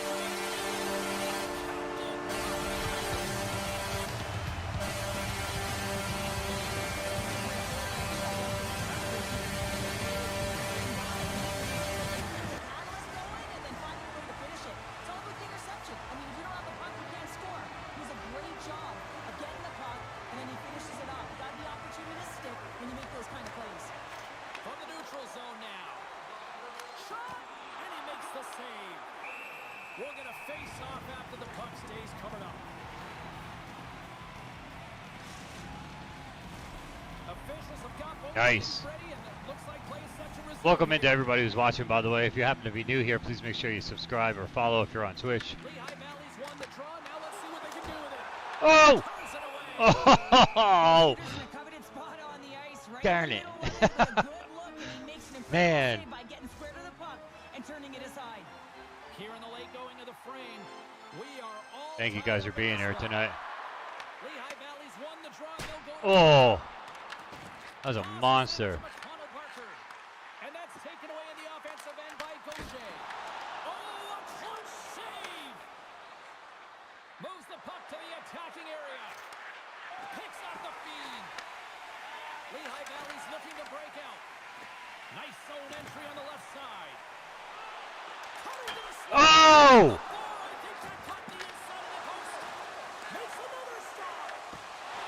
Oh my God! Oh my God, that was so a goal. Damn.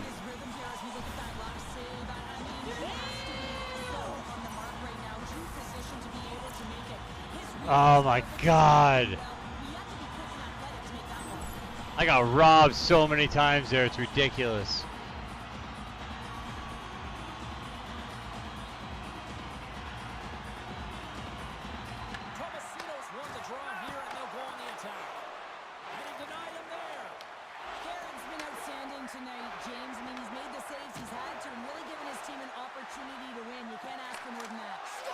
Get the fuck out of here. 2 guys on him.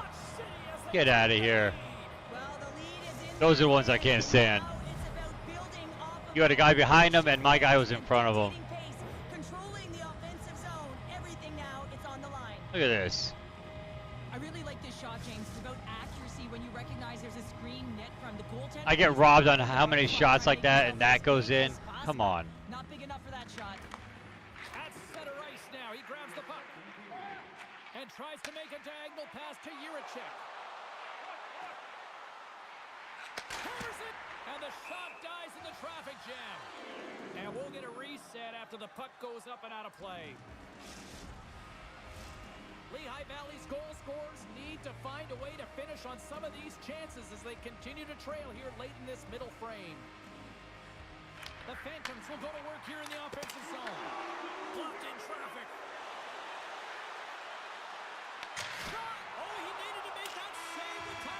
That almost went in. Are you kidding? Oh my God.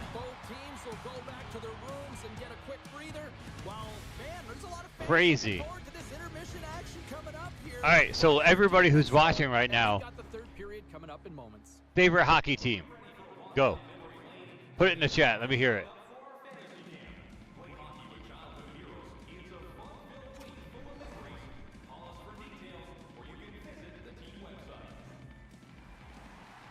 Anybody's game, yeah.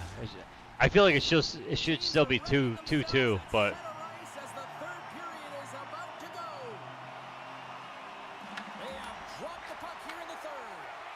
Well, with 2 periods played, Pounder, your thoughts? Lehigh Valley's got to stop giving the puck away, James. I mean, when it's on their stick, it's like a hot potato, and they're throwing it away. And I'm telling you, their opponent is really dominating possession because of it. They've been chasing the game. They got to do something when they get the puck. the hell was that? Confident with it. Sharks, nice. And we'll get a face-off. Ninja with the Sharks. Garrett's been making it look easy out there tonight, James. Multiple big saves in this game, and it's due in large I know part to Mike his positioning. is a He's got Sharks real fan. balance. He's challenging the shooter, and he's redirecting rebounds. He's doing it all for his team tonight. Now they just got to get the W. And he takes the dish. Penalty coming up here. The Wolfpack have put themselves down a man, tripping the call. Well, everyone has a job and a role to do, and guess what? It's about PK execution right now. They have the 1-goal lead. Now they're protecting it. I do too. I love the Sharks, man. If the Flyers can't do it, I hope the Sharks do.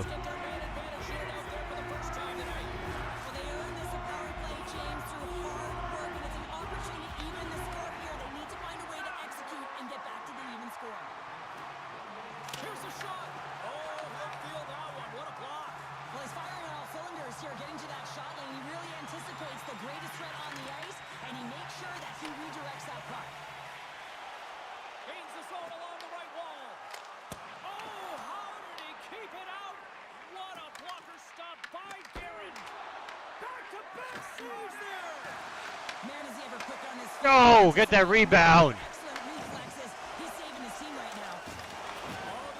Are you kidding me? That's so annoying. An untimely penalty to take here, James. You're trailing by one, so you got to find a way to reset momentum. I'm gonna lose by 1 goal. Watch. Just that. Get that puck down the ice and get them back to even strength. Puck picked up by Scanlon. Takes a shot. Big time stop. Their man's now out of the box, and they'll take advantage on the power play. Give me a goddamn break. Come on. From the frickin' point, are you kidding me? So disgusting. It's always tough when you're sitting in the penalty box, James, and you're hoping that your team doesn't get scored on, and then you hop on the ice and you're delivered a pass, and you're able to get So disgusting. execute. That's retribution at its finest. Those go in. Lots of time left in this period.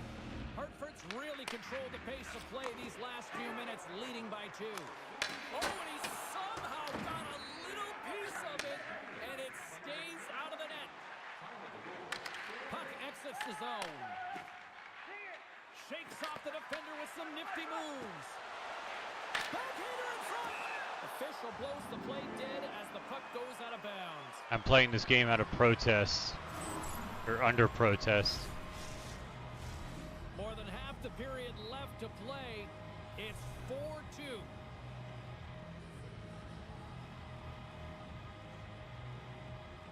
They win the face-off here in their own end and take possession. Right up the gut into the attacking zone. They score!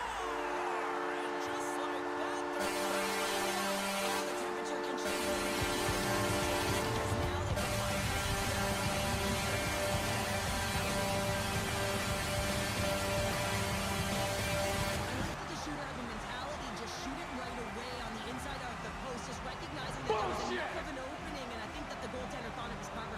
About time I got one like that. Might be the final dance in the third period, but there is a lot of runway as this team is on fire right now. And you saw that with that last goal. They're within striking distance. You can feel the energy just popping out of them right now. And now he moves it quickly to Juracek. Oh, that was such a good cycle.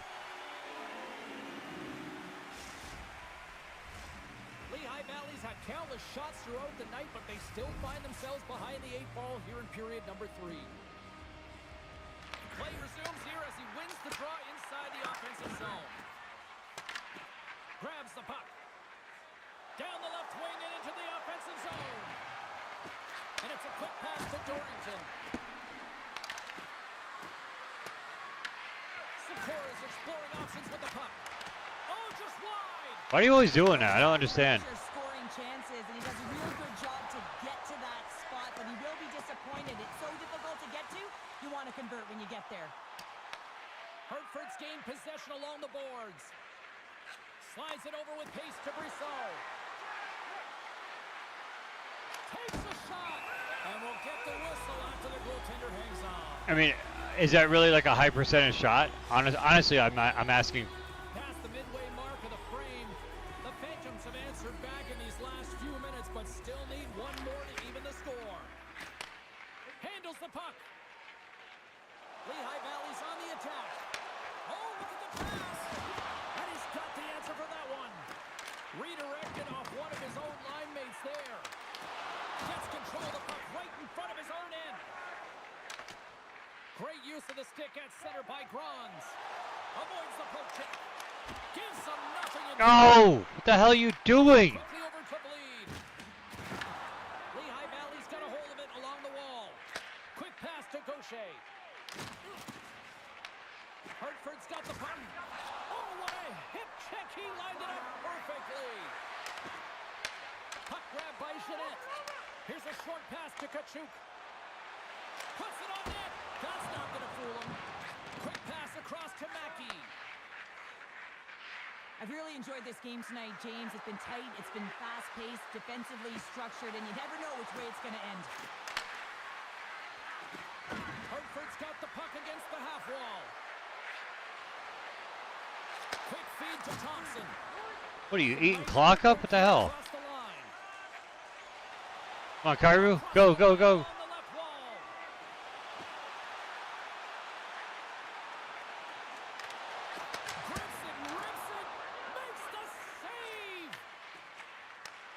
Tries to get the puck over to Thompson. Picked up along the boards by Morrow. Tucked away in the defensive end. Tape-to-tape feed on the blue. Oh! Denies that opportunity. Good, solid check, and he loses control of it. Less than 60 seconds to play in this tight one. Played big in the moment there. Can't connect. Good use of the body on that play. There's the whistle, icing the call, big face. God damn it. It's off here, and it's almost like there's blood in the water. Yeah, the goaltender's been peppered, extremely fatigued, so you want to make sure you win this draw right away, and you have a direct attack to the net. McConnell Barker's won the draw here in their own zone. Hartford's going on the attack as they gain the zone. Takes a shot. Oh, and he gets a piece of that one to keep it out. Oh, he tracks it perfectly in the offensive end. Lehigh Valley's been working hard all night, James. They've been intercepting pucks. They've had great stick position, and it's been a defensive clinic. They've got to find ways to get to the other side of the puck and generate some offense. Now a quick pass to Wisdom. Gaining steam here on the attack. The Wolfpack have taken possession along the wall. No! Oh my God! Oh, dude, are you serious? Why do you ice the puck like that? That's. Hartford's ability to dictate the pace of play, really the difference maker tonight. Yeah, James, the puck was on their stick, and according to analytics, they certainly led in possession numbers. I think we could have said that. That's right so from the gross. eye test. You can have the puck on the perimeter. So many times I got bent over on pucks that should have gone in. Got behind the goalie, it just rings off the post. That's a good freaking game. I almost kind of want to play the same two teams again. I definitely did get screwed. My butthole's a little sore right now.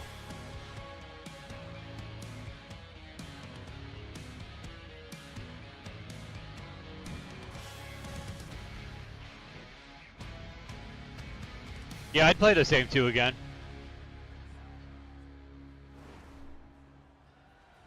I mean, look at the numbers. I understand shots on goal don't equal goals. I get that. But 4 goals on 14 shots compared to 3 goals on 36 shots. It's so gross.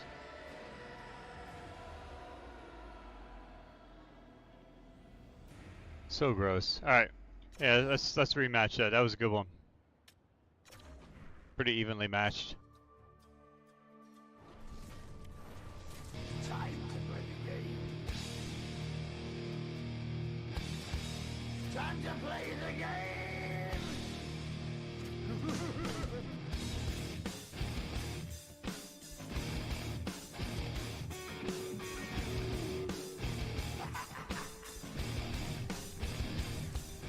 It's all about the game and how you play it. All about control, and if you can take it, all about your death. And if you can play it, it's all about fate. Who's gonna make it? I am the game. You don't wanna play me. I don't know, man. Depends on how the luck falls. The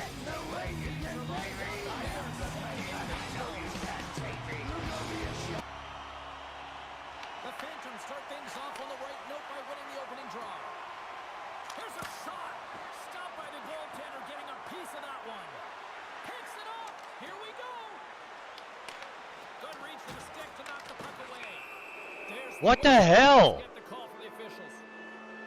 Here we go.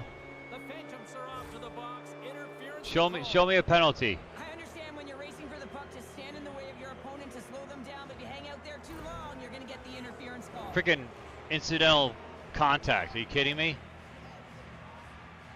That's bullshit.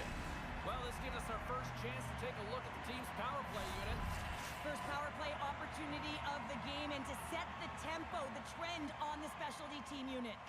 Lehigh Valley's got the puck after winning the defensive zone faceoff. And he dodges the puck check there. Shuts him down. Ty Murchison, Arizona State, baby. Fires it on net. Stopped by the goaltender. This is a fantastic save, James. He's all over it. What I mean by that is he knows exactly where it is and where it's moving. A reason why he can get square to it and make the save. Power play goal. Seriously.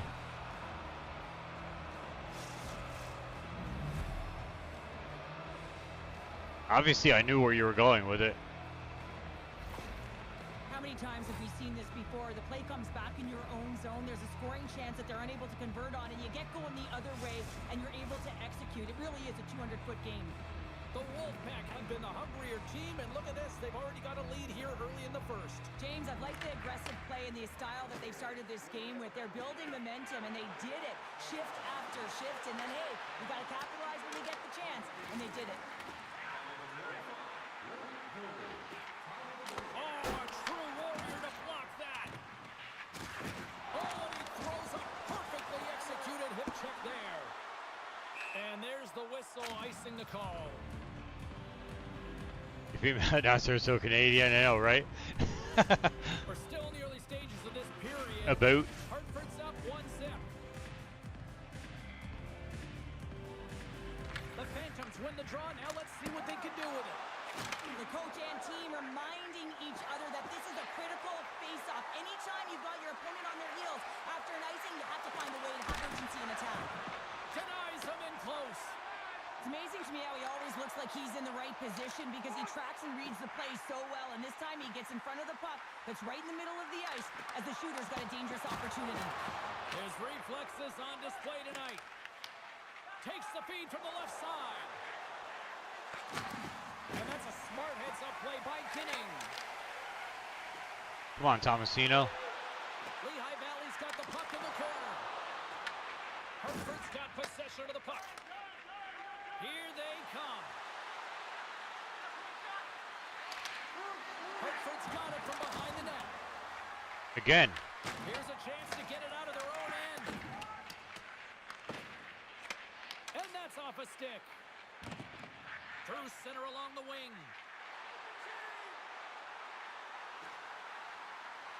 On the attack along the boards. The one-time blast. Comes up with the stop. Slides the puck across to Scanlon. Tries to get it to Juracek. Fires it. You'll need more than that to beat him. Handles the pass. Moves the puck across to Thompson. Broken up in the neutral zone by Gaucher. Broken up by Mackey. Taken along the wall by Thompson. He grabs the puck here at the point. With the ball. They score! Oh my God. Back-to-back tallies. Yeah, and they Is this how tonight's gonna go? Because I have zero interest in continuing this. and find a way to continue the momentum. Well, this is a goal, and it exemplifies that speed kills, in particular through the neutral zone. I mean, you get an odd man rush, and everyone's moving as you cross the blue line. You have numbers. You're going to make your opponent pay. The Phantoms take it across the blue line. Dished on over to Fix-Wolanski. And they'll go the other way with a great play by Jeanette. And he slides it quickly to Kachuk. And he easily stops that one. Lehigh Valley's got the puck along the boards. Garrett's opted to hang on to the puck for a face-off. The Phantoms still have time to get back into it here in this first period. They've had the opportunities, just can't score. Lehigh Valley's got the puck inside the offensive zone. And a solid save there as we play on. As a goaltender, sometimes you just have to react. You turn the brain off and you just allow your eyes and your body to do the work for you. And he does exactly that with a reactionary save.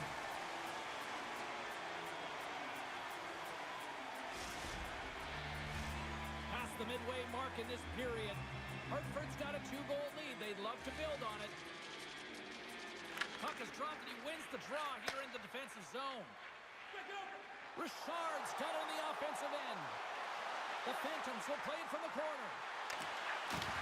Hartford's got the puck inside the defensive zone. Darling's got it now deep inside his own end. Coughs up possession of the puck. Right up the gut, here they go. Shot, misses wide.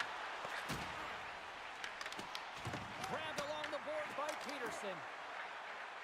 Mauricio Ortiz works the puck in his own zone. Hartford's going to play it from the corner. Angles it over to Sakura. Denies him. He got all of it. First period nearly in the books here. Under siege and finally grabs that one and comes here in the late goings of the period.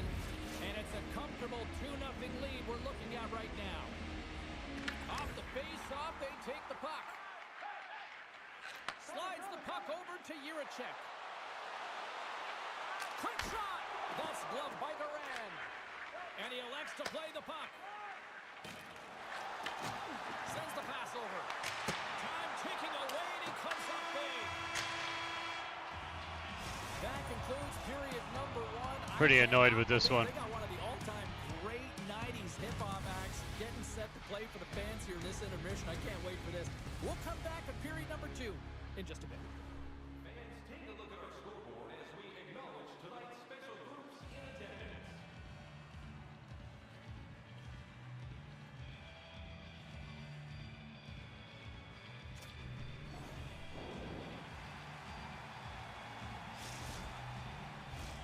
Fans back in their seats. Teams are on the ice. They're ready to drop the puck here for period number 2.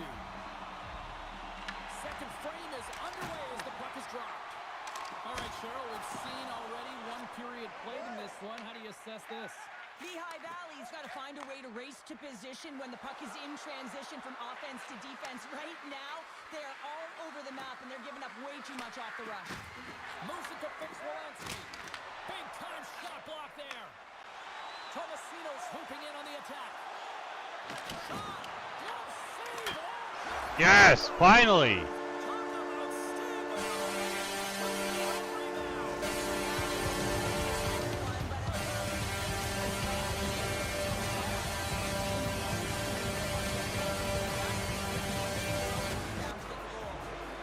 Oh, snuck it in there.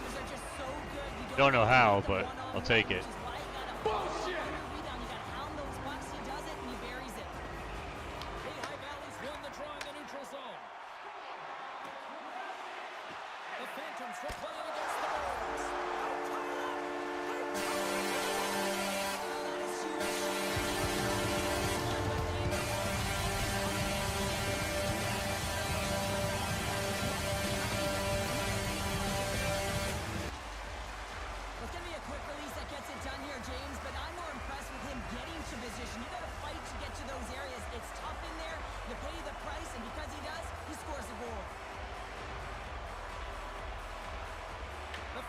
Win possession here in the open ice.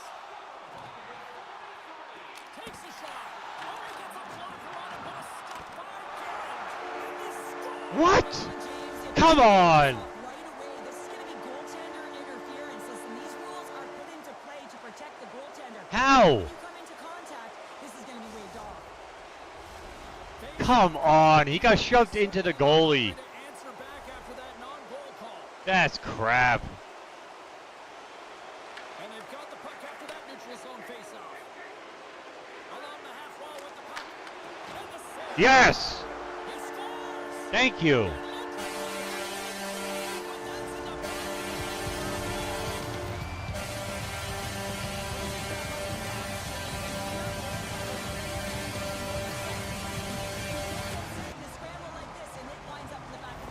The other one should have counted too.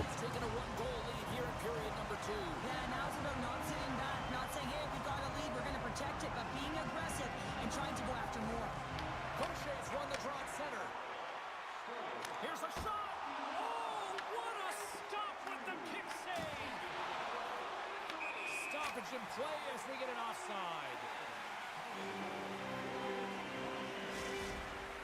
Coming out on fire. Look good offensively tonight, generating all sorts of opportunities. And they win that draw at center. Here's a chance. Denied by Duran. This is just great puck control to put the puck to the corner. No second shot opportunity. Moves it quickly over to Mackey. Avoids the defender. Pokes it away. Great hand high. Avoids the poke check and maintains possession. In close. Darren's going to give everyone a chance to breathe and hang on to the puck. Still a lot of time left in the period as we approach the midway mark. Lehigh Valley's got the momentum with a one-goal lead. They'd love to add to that. And it goes off a stick and off to the side. Along the right wing, they enter the attacking area. That one's turned aside. Grabs the puck in the defensive zone. Lehigh Valley's got it across the line. Here's a centering pass. I'm trying to shoot on a one-timer and it turns into a check. What the hell?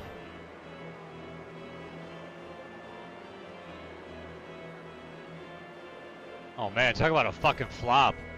Jesus. That was terrible. What a crap call. A power play that can even the score here, James. It is massively important that they create some kind of momentum in their favor on this one. Here's a chance to clear the defensive zone. Goaltender's going to play the puck out of his crease. An easy glove save made by Duran. Retrieves the puck, trying to kickstart this power play. And he takes the pass. Leeds got a goal on the player advantage, and now we'll be looking for another. Shot! Blocker save! The Phantoms will kill off a few extra seconds now.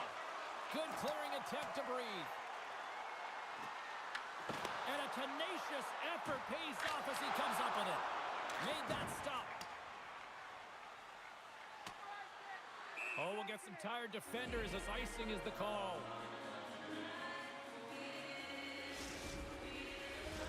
Another big face-off looming as this power play rolls on here tonight. Lehigh Valley's won the face-off. Comes up with the stop. Both teams back to even strength as the power play comes up empty-handed on that one. Well, that's a missed opportunity, James. An opportunity to get the equalizer on the power play. Now down by one at even strength. They're going to have to find a way to muster up some energy. That one was deflating. Dorrington's going to play the puck behind the cage. Dishes it off. Reaches out and uses the stick. Gains the zone. Here he is with the Oh! Goaltender spends so much time doing tracking exercises, and it's utilized right here as he knows where this puck is coming from, and he makes the save. Oh, just a great heads-up play by Kaplan. Oh, great play to sidestep the poke check. Drives to the sweet spot. And a great save. And he loses control of the puck. Hammers a shot. Turns it aside. Mauricio Ortiz carries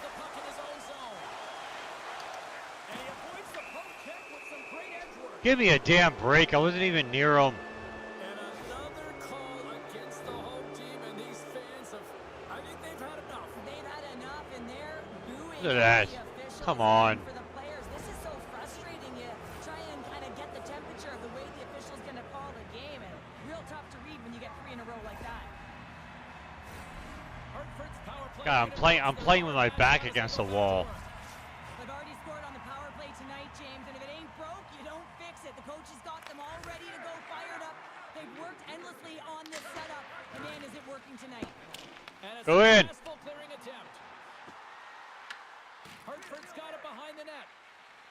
Passes the puck over to McConnell Barker. Hartford's on the attack. Quick pass to Hillman. And player hauled down to the ice. Looks like we got a tripping penalty coming up here. And let's see what the call is. Crochet's getting called for tripping on the My play. God. Well, the penalty calling is definitely on the ultra sensitive this game. Play as an opportunity to get the equalizer. Big opportunity coming up with a 5-on-3 man advantage. 2-player advantage, 5-on-3, so much room available. Sometimes you can get lulled along the perimeter and look for the perfect pass. Sometimes you just gotta fire the puck. And they get the puck out of the danger zone. The Wolfpack have it in their own zone.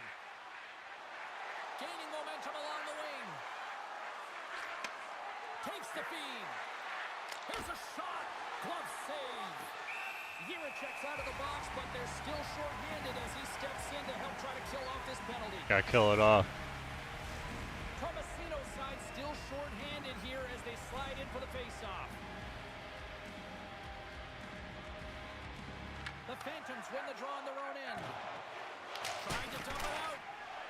And that's blocked and kept in. This is really frustrating. Instead of getting it out, you wind up back in your zone into coverage. It's a good way to get on your heels and find it in the back of your net. Seriously. Robinson's actions pretty evident in the eyes of the officials here for tripping. Nice replay. Thanks, EA. Take at the end of a period, and it's all about the PK unit now. They've got to kill the time off, get to the intermission where they can reset. Hartford's ready to go to work with a 2-man advantage. Power play has just been average tonight, James. Not been really awful, but it certainly hasn't been great. But that's the good part. We can make a difference right now. Nice lead pass, but all sorts of pressure. Routine glove stop by Duran. And another save. Slides it diagonally to McConnell Barker. Crochet's penalty has expired, and he'll join the penalty kill as they remain short-handed. Picked up by Grons. And they get some breathing room as the puck leaves the defensive end.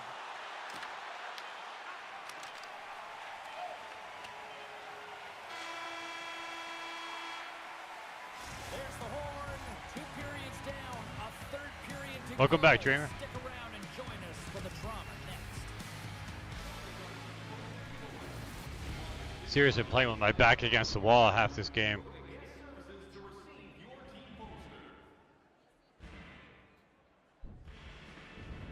Look at the penalty minutes.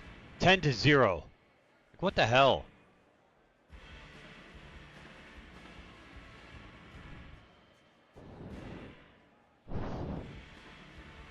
$10 to nothing in penalty minutes. That's insane. I mean, I always get a penalty here and there. I get it, but 5 freaking penalties. I think all in the second period. The Phantoms win the draw and get their penalty-killing unit off to a good start. Gets the puck in deep. Hartford's got a hold of the puck now. They try to maintain possession inside the defensive zone. Robertson's penalty is almost expired. The Phantoms maintain that 1-goal lead thanks to a solid effort by the penalty killers. That's a great job by the PK, James. It's a chance on the breakaway. Oh, it stayed out. It stayed out. What a save. Oh, that's all real. Are you kidding me? They're calling me again? What is going on? From nowhere to make that save. The Phantoms have been handed 2 for interference. This is just a lack of focus and complete frustration. I mean, you take this many penalties, you just kill the rhythm of your bench. Where? Where was there a penalty? This is pissing me off now.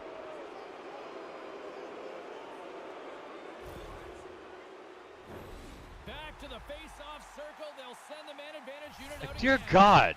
On a one-goal I just got back to even strength after killing 2 5-on-3s. You have to find a way to get the coverage moving and find good scoring opportunities. And he slides it quickly to Kaplan. Hartford's got the puck along the wall. 2 5-on-3s I kill off. The Wolfpack have it now. Puck scooped up by McConnell Barker. Makes a move in front.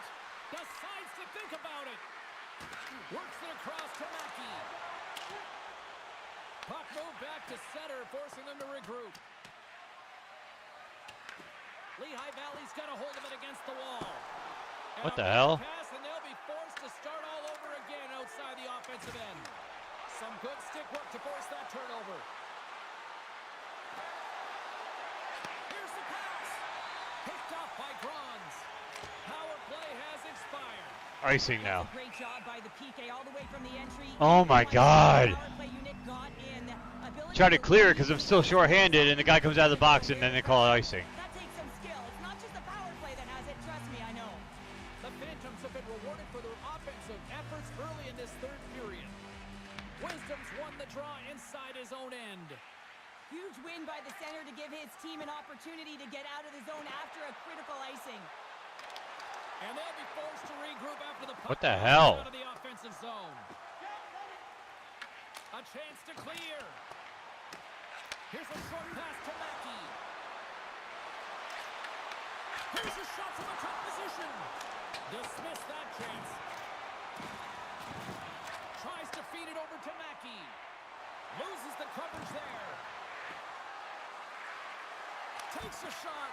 Oh, and makes a save. Just not enough to keep it out.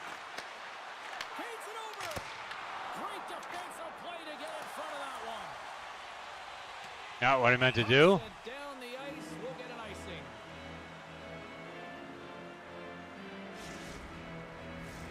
The Phantoms have continued to put lots of pucks on net, and they lead it here in the third. They win the face-off here in their own end and take possession. Moves the puck to Jiricek. With some open space here in the neutral zone. Backtracks with the puck, but maintains possession. Hartford's got the puck.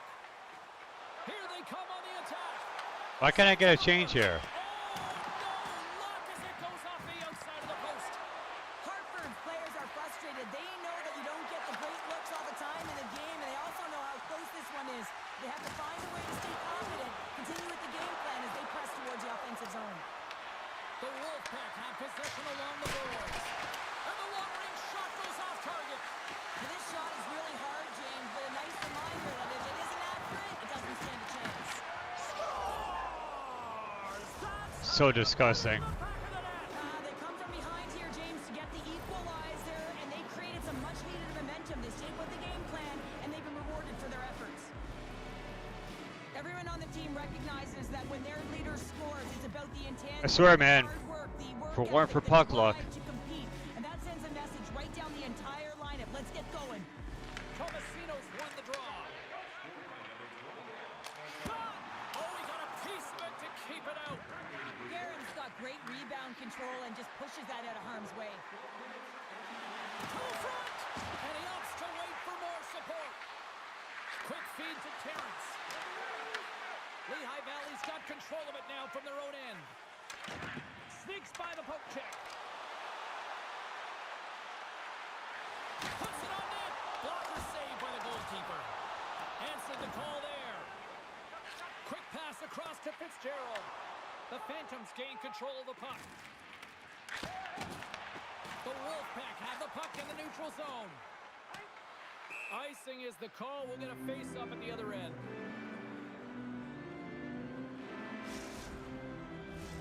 A critical Watching draw Arrow on here. Pluto. Nice.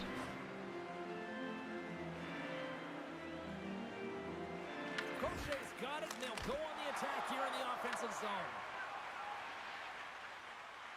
Feeds the puck over to Scanlon. Looking to make something happen in the offensive zone. Across the line and on the attack. The Wolfpack have the puck in their own zone.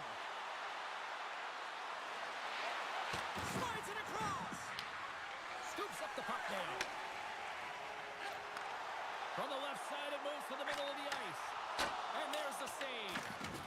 Garrett's been so consistent throughout tonight's game, and I mean, he's made Oh! some early saves as well. A lot of shots that he's faced, and the save percentage is an indicator of it.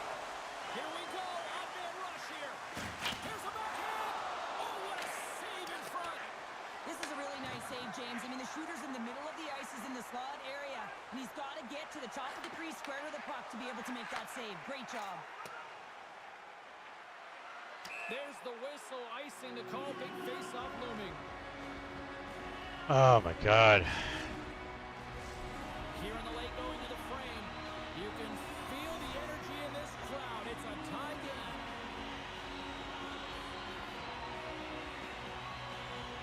Tomasino's won the draw, they'll look to set up. Oh my God! Again! Puts it off the outside of the post.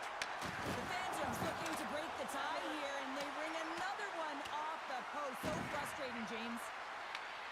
Moves the puck over to Tomasino. Takes it across the blue line. Here they come on the attack. Takes a shot. Oh! Keep that out, getting a piece of it.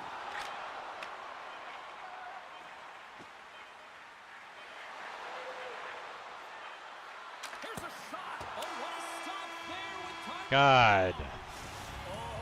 Screwed so many times. Regulation comes to an end, and we are still tied. Overtime is looming, and we'll bring it to you in moments.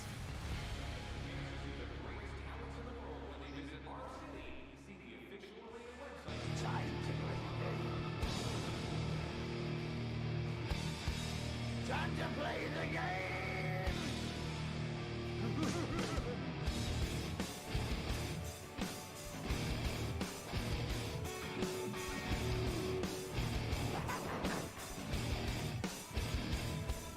It's all about the game, and how you play it. I gotta shorten that sound clip, man. It's way too long.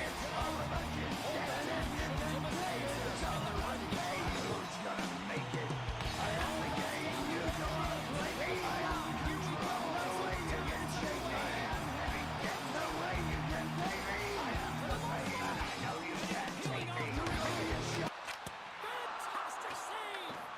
Darren's in a great position to be able to make that stop, James. That's in a high-scoring area. It's a threat. Grade A, and he makes the stop. Icing being waved off here. Well, that's great hustle and anticipation to be able to get to the hash marks first, James. Hartford's got it in their own zone. And there's the whistle, icing the call. I really hope it doesn't go to a shootout. I hate ending game that way. Really big save, and he's a real difference maker, not just between the pipes, but also the message it sends to the entire team. Just as a calm, right? Anytime you're defending, you find a way to make that save, and now all of a sudden you're moving the puck north. I think you play differently when you have a guy in the net who's making those kind of saves. Fitzgerald's lugging the puck. Hartford's in on the offensive attack now. Here's the shot. Oh, how did he get a piece of that? And they'll cover it up, forcing a stoppage in play. A big draw looming here in the offensive zone. And they take possession after the defensive zone faceoff. From the open ice, they gain the line. Tiptoes around the poke check. Hartford's got the puck against the boards.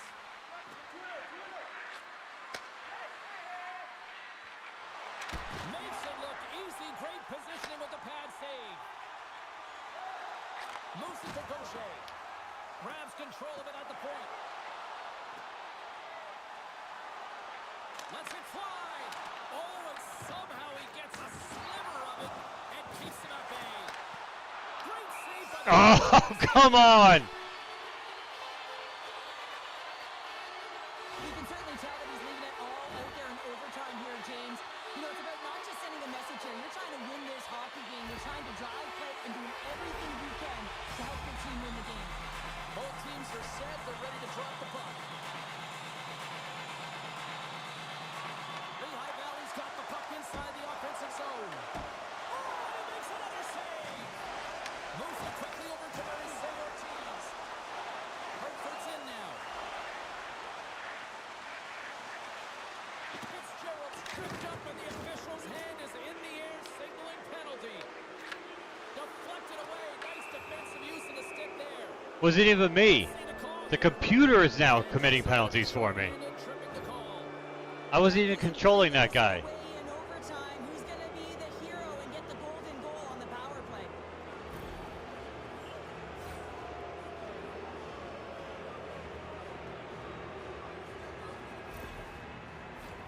Hartford's got a huge opportunity on this power play.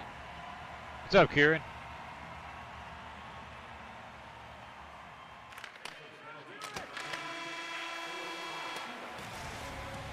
How you doing, man?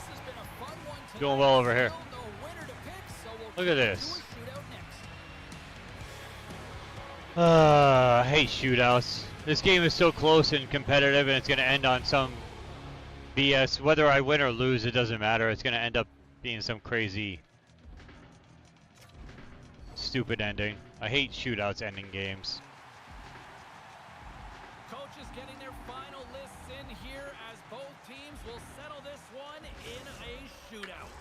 O'Connell Parker's up first for this shootout. Tonight on the play. So efficient, calm, and moves smoothly to make the save. Bolton's up next. It's his time to shine. Oh, he had it on his stick, but couldn't finish. Well, sometimes simple is the most effective in these situations, and he just gets in too tight and just runs out of room. Makes a save on that shootout attempt. Well, with today's technology and all the resources available, you know that goaltenders have the book on the shooter, and I'm telling you, he read this one perfectly. Makes a save and look good doing that one. Yeah, the body language, everything about him is telling you that he's confident and composed right now. Scores the first shooter into this next round, and we are still searching for this shootout. Brings it perfectly and makes the save. Love that he doesn't sit back in his crease, but he gets out and challenges and takes away as much of the net as possible. Stopped by the goaltender.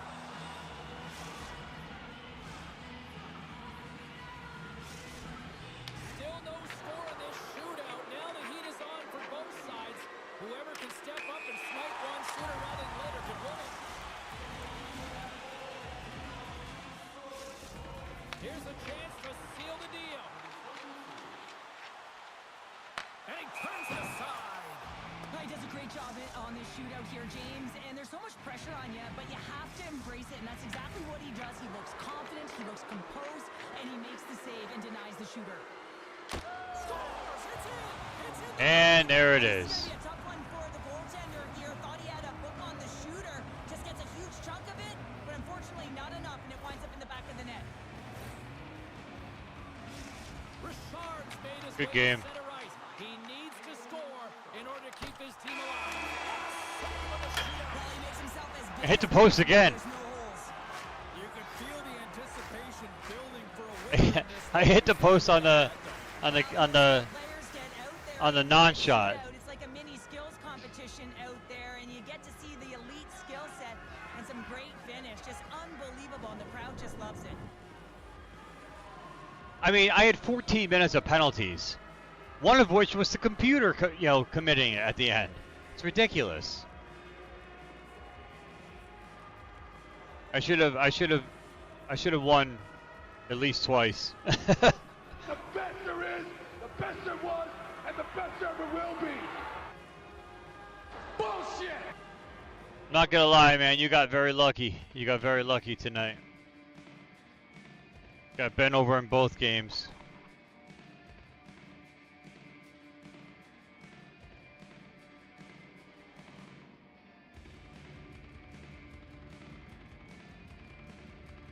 But it is what it is.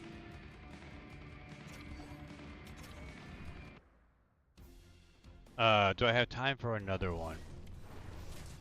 I don't think so. It's almost 2 o'clock in the morning here. Going back to Kieran's comment. Had to work a late shift, so now it's my time while the kids are asleep. I also hate shootouts. Being a Devils fan, it never worked out in our favor. Shootouts, I really wish they would just go back to playing hockey. To me, shootouts are like they're fun. As a fan, they're fun and they're nerve-wracking and everything else. But to decide a game that obviously was, you know, tied all the way through overtime, to decide a game on a shootout, which is not, it's not a pure hockey game. It's hockey skills, but it's not part of the game. It is if you obviously get a penalty shot and blah blah blah. I get it, but to me, that's not a way to end a game at all. I'll play some Power Wash. We can chat for just a few minutes. Lots of people watching right now, so I hate to end it and say goodnight. I don't want to do that. A lot of people tuned in right now, and that's awesome. Welcome everybody who came in. Thank you guys for being here. Again, if you're new here, please make sure you subscribe to the channel if you're on YouTube, and follow if you're over on Twitch. Seems like a bulk of everybody's watching on YouTube right now, which is amazing because I need the watch hours anyway. So that's really, really cool. But I appreciate everybody who's here. Let's go back to this limo. See if we can't finish this level up. They're fun when you win. I don't know, man. I just love straight overtime like in playoffs. Exactly. Exactly. It should be overtime until somebody wins. That's just the way, that's a hockey game, you know? Yes, please, thank you, Dreamer. Please, if you are watching on YouTube, please make sure you click that like button at the very least. If you're enjoying yourself, let YouTube know that this is content that you like and that you want to continue seeing, and it helps push my channel a little bit on the algorithms and stuff, so definitely it would be very helpful if you guys could do that for me. I appreciate that as well. It's all about you guys. If you like it, hit that like button.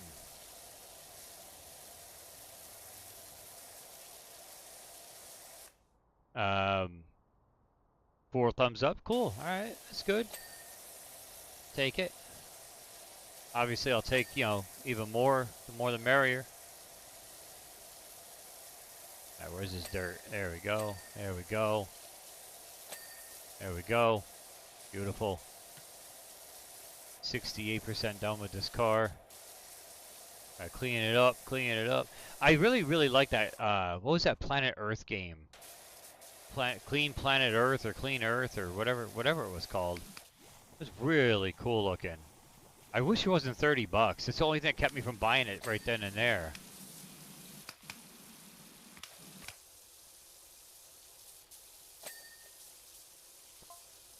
That game looked pretty awesome.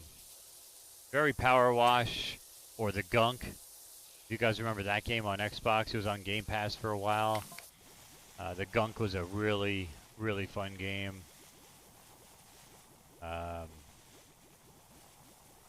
It looks like it's just going to be like a new Power Wash, and another game like this that's going to just keep me, you know, hooked on it for 100+ hours.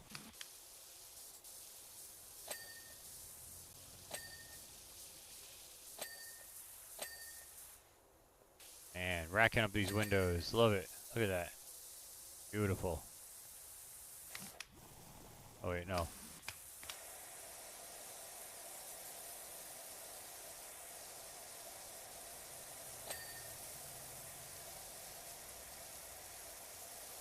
These wheels are kind of annoying, not gonna lie.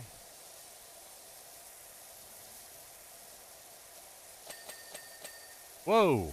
That was awesome. I was thinking about getting Dench Attack Digital Deluxe on Switch 2. I don't know. I downloaded the demo. I'll get to yours in a second, Jason. I downloaded the demo. I've yet to play it, but I think that game would give me like severe anxiety. It's another one of those fast-paced games. There's a reason as a kid I didn't like Sonic. Anything fast-moving like that, I get like real apprehensive, real nervous, and I can't deal with the speed, because then I get like just real anxious and real nervous, and anxiety sets in, and just it's not fun. Not fun for me, at least. And Dench Attack looks like that kind of game, you know? Yeah, exactly. I downloaded the demo. I haven't had a chance to try it. I definitely want to try that game out because it does look good for the type of game it is, and just cool to see something different and a different type of game like that is just really neat. However, again, I don't know if I can put up with that speed kind of type of game like that. Predictions for SummerSlam. I think Oba wins. I think Lesnar retires, being it's in Minneapolis. I think that's his final match. Other matches. Cody and Punk. I think Cody takes the belt off of Punk. Crap, what am I doing?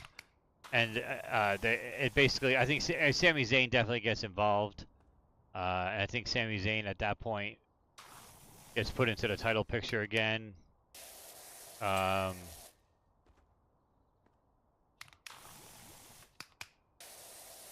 to think of what other matches there are.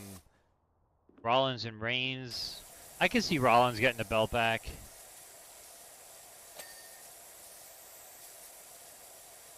Is there a possibility? So here's my question. I thought Dean Ambrose, or whatever his name is now, his contract is expired with AEW. I thought maybe you see an appearance, the OG Shield, or he somehow gets permission from AEW to make an appearance. I don't know. So in the same vein of fast games, you ever play Overcooked? I have it. I have yet to play it. My wife and I played the hell out of it, and I had the same thing where I was like, this is too real with the speed. When I was a kid, I worked as a dishwasher. It was the same shit, dude. Yeah, exactly. Exactly. So, yeah, I don't know. I can't deal with the fast. Something about it. Just can't deal with it. He was on AEW this past week, and he's got a title, so he isn't going anywhere. Yeah, but does he make an appearance? Because we've seen that happen before. Where somebody from, AEW makes an appearance on a WWE. They get permission from Tony Khan and make an appearance. I thought sure his contract either was expired or it's coming up soon. So does he make an appearance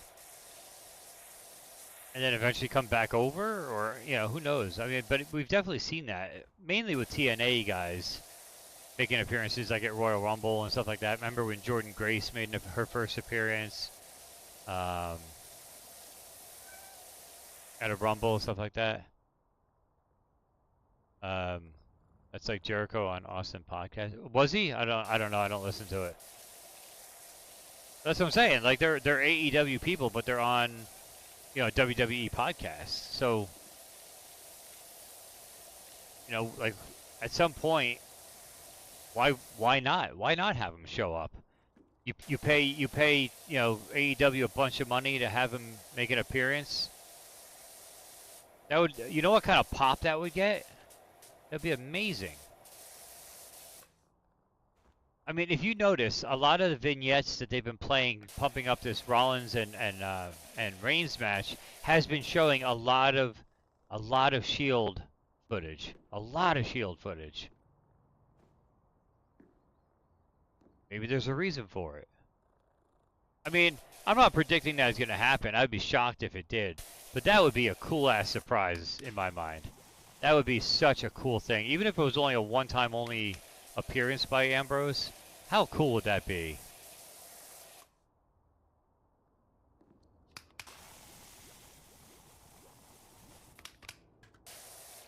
I mean, that would shock the world if he showed up.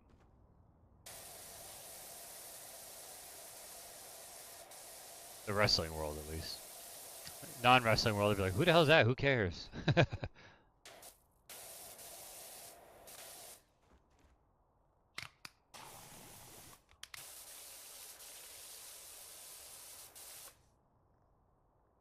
No, I don't think so. Like I said, it would be.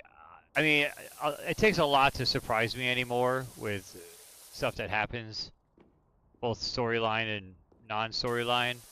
But that would be. I don't think it happens, but that just be with my wishful thinking. That would be one of those moments. Like I miss watching pay-per-views and having those like holy shit moments where like someone comes back or someone interferes that you don't expect, or like I just watched it for too long and I've seen too many recycled storylines and ideas to be surprised anymore. The last surprise I had was when the Hardys came back at WrestleMania that year, like 10 years ago, whatever it was.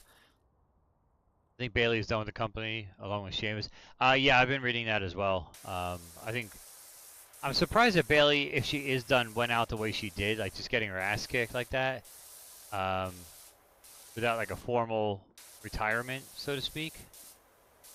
I thought sure. I mean, she helped put Lyra over, and that's cool, and that definitely is a move that you make when you're retiring. You put over the young one, unless you're Hulk Hogan. What you gonna do, brother? But it's kind of like what you do. So it does make sense that if she is done, she helped put over the next generation in order to, get the next generation pumped and going, kind of thing.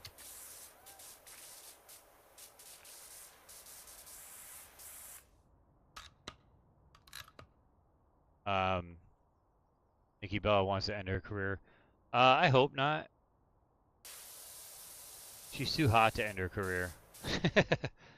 It's so funny, like her and Brie are twins, and yet I don't find Brie as attractive as Nikki. Like I actually can tell the difference. Like they're identical twins, but yeah, I can tell the difference between the two. Oh, she's so hot.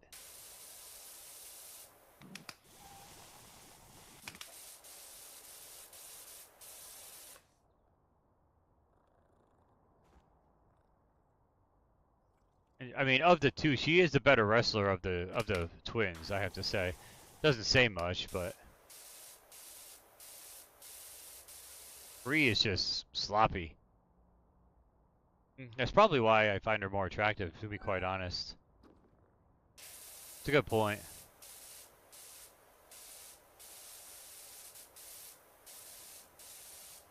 Good point, good point. Again, guys, if you are on YouTube, please make sure you hit that like button. We'll be ultra grateful for that. Oh man, there's still some dirt in there. Gotta stand up.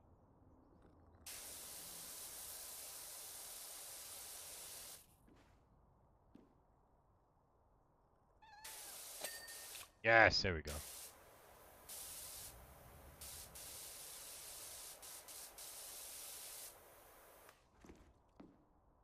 So they're right there. Yay. Yay.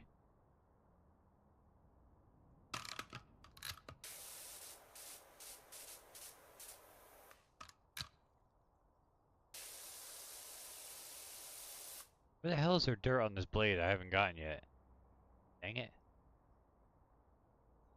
Oh, someone in the stair over here.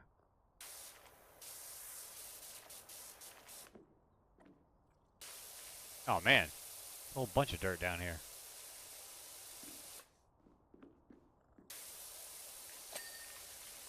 There you go. Helicopter body.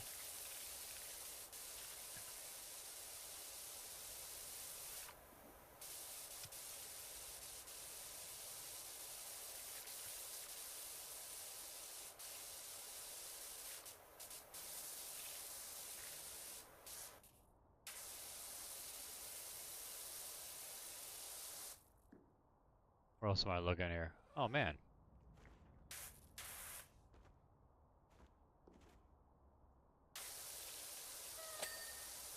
There we go. Charlotte's 39 pages, only 33. Hard to believe as it's like she's been around forever. Well, yeah, she was like, what, 19 when she debuted? Something like that? 19, 20, something like that. 18. Fruit fly. I remember watching WrestleMania with my friends as a kid. Oh, yeah. As a kid, it was absolutely amazing. It's definitely not as entertaining as it used to be. I mean, I've been watching for close to 40 years. 21 when she debuted. Yeah, I'm going on close to 40 years of watching.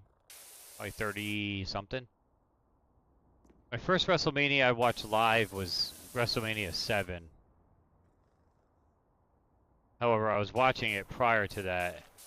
Because I remember watching you know, like Saturday morning wrestling and stuff like that back when it was like the WrestleMania 6 in Toronto, and I remember watching that. I just never watched the pay-per-view back then because I was too young to stay up.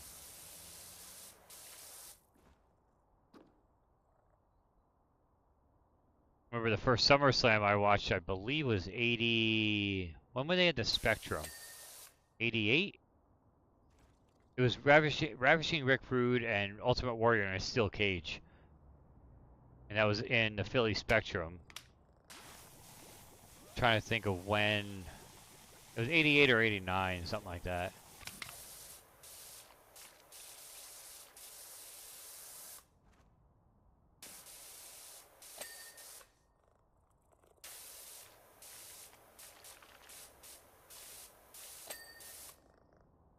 Alright, what am I missing here?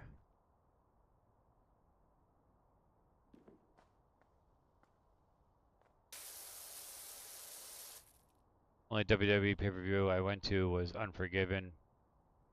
Cena and Edge TLC. There's a sign that said the marina is rated R for rental. That's funny.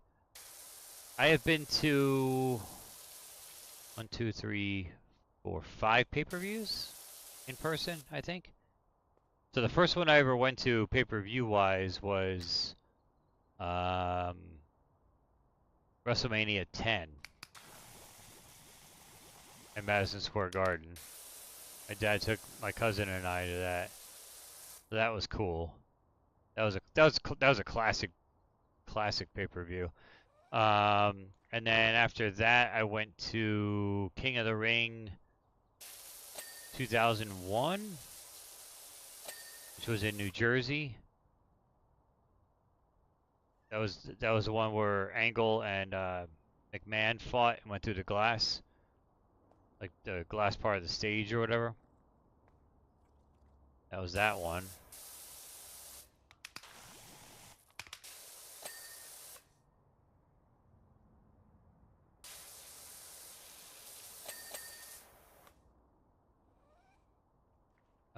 And then I went to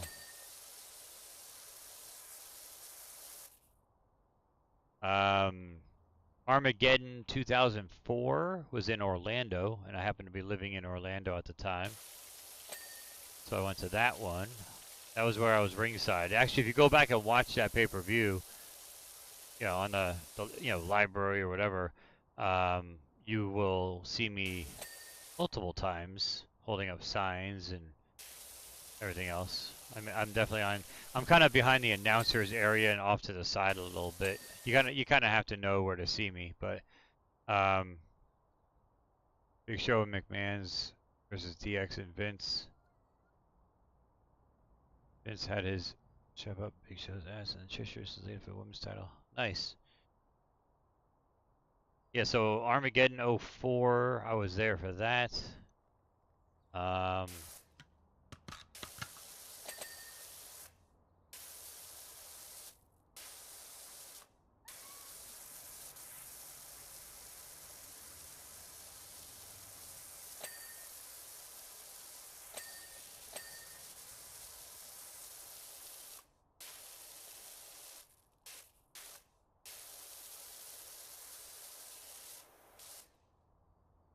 And then we went to Royal Rumble. Royal Rumble 2018 in Philly. That's Mindy and I went to that one.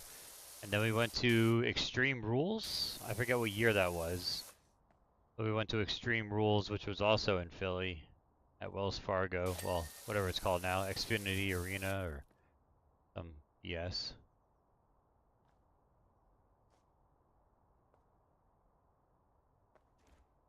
So yeah, those are the 5 I went to. I remember the opening match of Armageddon where you could see me was not Big Show, excuse me. Mark Henry versus Booker T. And I held up a sign for Mark Henry that said "World's Sweatiest Tights" instead of "The World's Strongest Man." I was also, believe it or not, I was at the SmackDown in Orlando when Lesnar was suplexed off the top rope by Big Show, and Lesnar were off the top rope in that suplex, and the ring collapsed. I was there for that one. My brother-in-law and I went to SmackDown that night, and we got to see that one. I've seen some pretty historic moments, actually, if you think about it. Owen versus Bret at WrestleMania 10.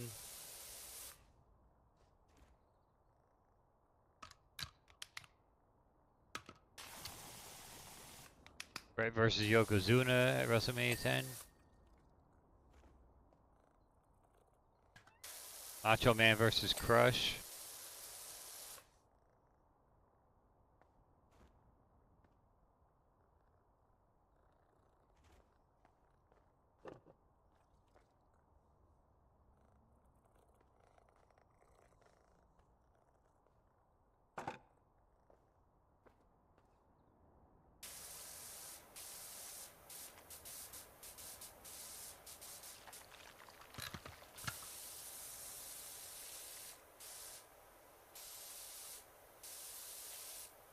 Saw some pretty historic matchups. Elizabeth?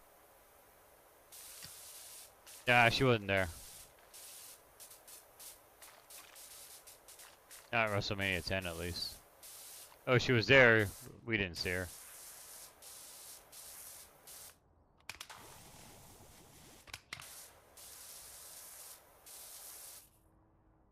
Alright, where else am I finding dirt here? I'm 98% done here. What's going on?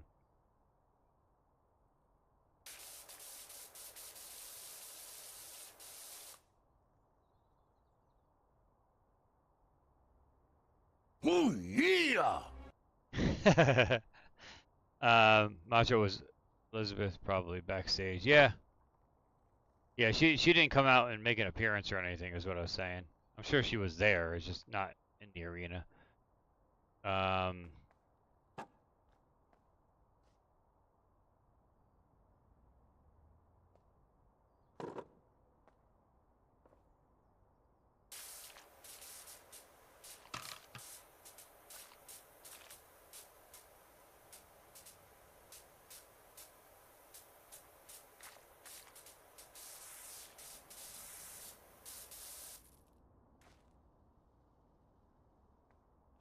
It was blinking over here. Oh, I see.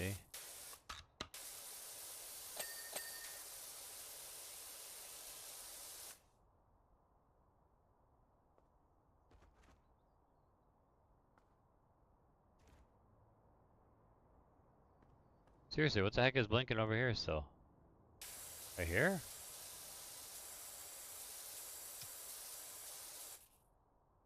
Macho versus Crush, yep. Some dirt over here.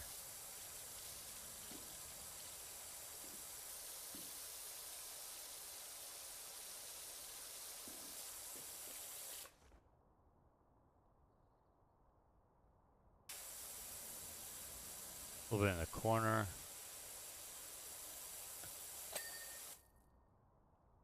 Hot tub bench.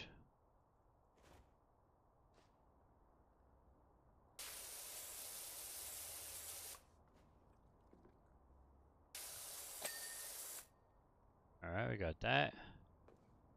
Gotta get this guy up here now.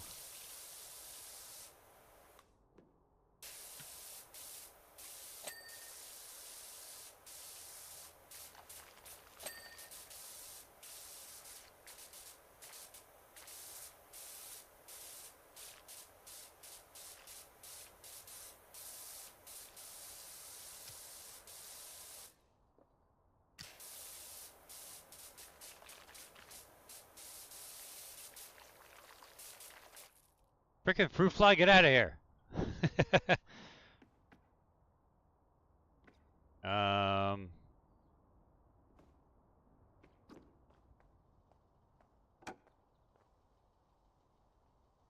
Liv Morgan versus Io Sky. I think Io Sky wins.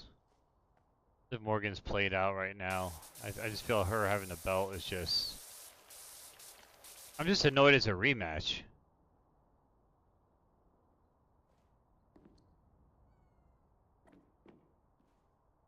From Queen of the Ring. It's like the same two people.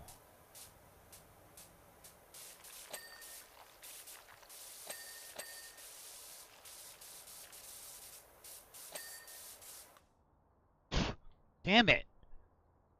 God, they're so annoying.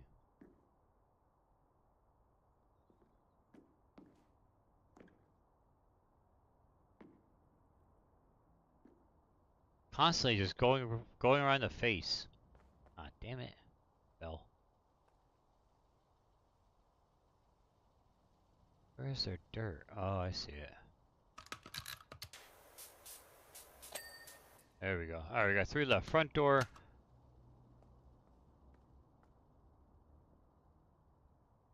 Gotta soak that one up. Windscreen trim. Oh, good call. Who said the windshield? Ninja, nice. Good eye, man.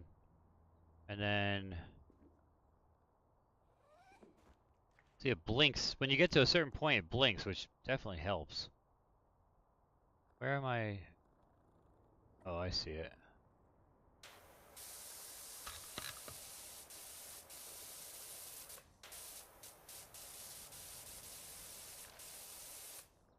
I sort of see it.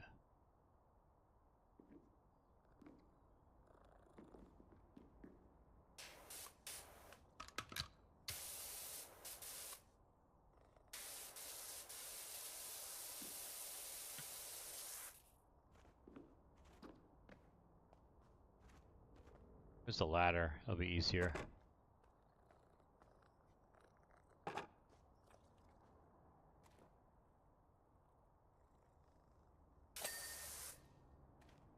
And there's that one. I gotta go around the other side for the other one, and that should finish the level.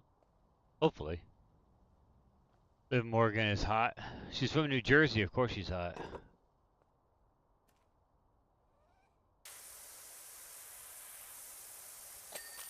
There it is. Replay.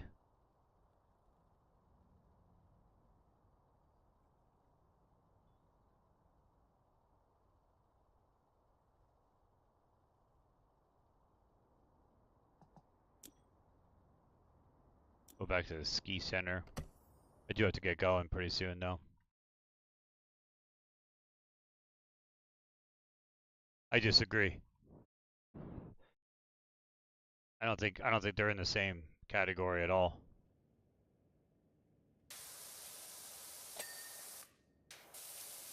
Fuck you! I disagree. I like the brunette.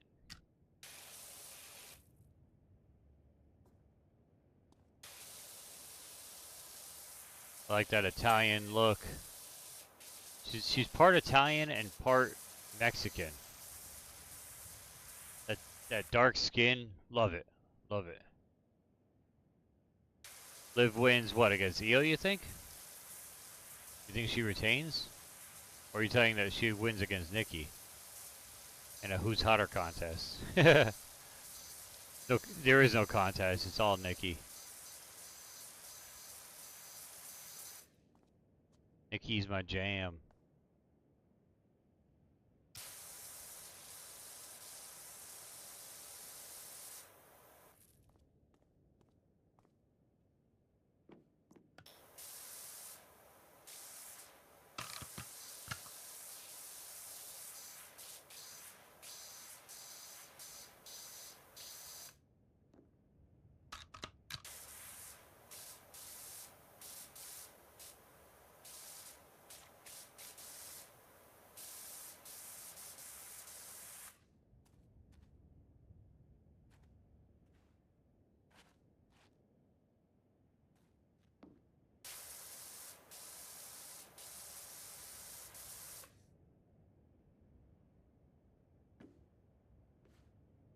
Yeah, I think Io wins. Oh, I never said Nikki was smart. I'm not judging her on brain levels. That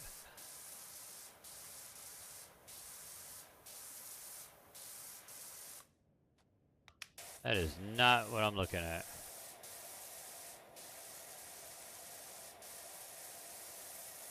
I always thought, who was it that I thought you liked? Was that Alexa Bliss? Or no, Mandy Rose. Mandy Rose is hot.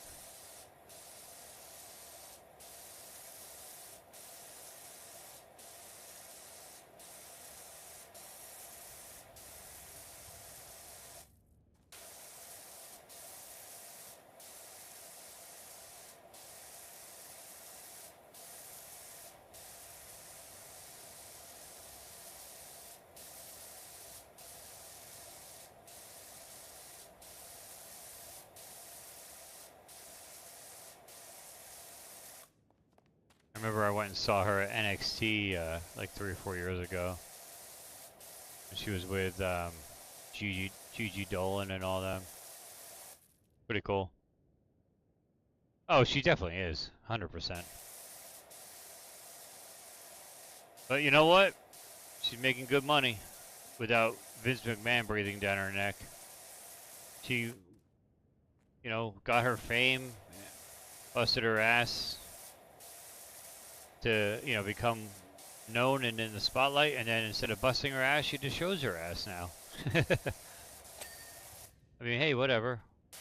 Who am I to judge? Not my life. I personally wouldn't do it, but... So for all of you who are hoping I do that on stream and you're hanging around for that, sorry. Poor Jade. I actually liked her. Is Core Jade doing the same thing that Mandy Rose is? With like OnlyFans and stuff? I haven't heard that name in a while. I liked Cora Jade actually when I went to NXT. I enjoyed watching her. And is it me, or is Fallon Henley look completely different? Does she have like plastic surgery or something done? When I saw her fighting the last pay-per-view, I was like, that is not her. She looks completely different than she did when I saw her in NXT.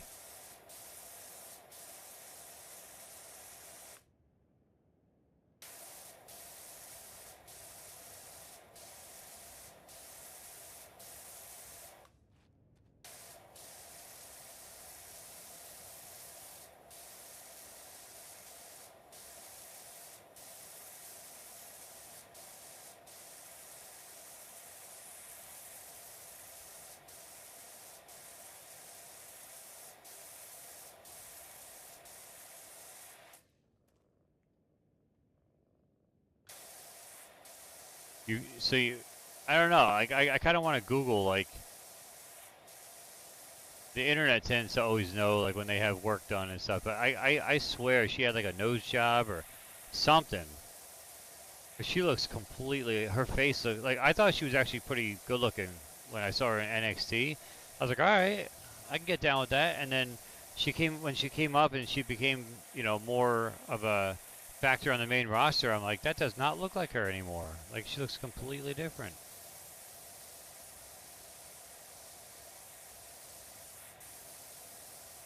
I think Sol Ruka is good looking. I won't go as far as saying she's hot, but I do enjoy some Sol Ruka.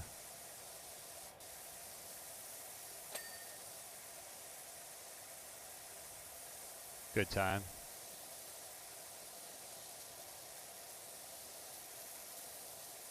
Again, she was actually at NXT when we went to. Enjoy it. She wasn't botching moves back then.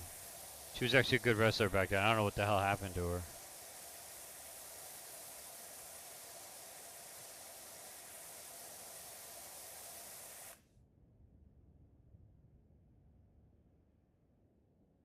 She's black? No, she's not. Get out of here. Is she African American?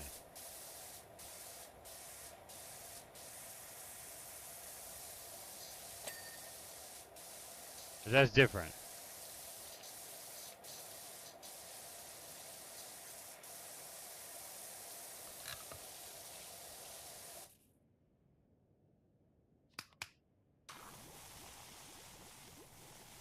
Yeah, I mean, Dave Matthews is African American, but he's not black.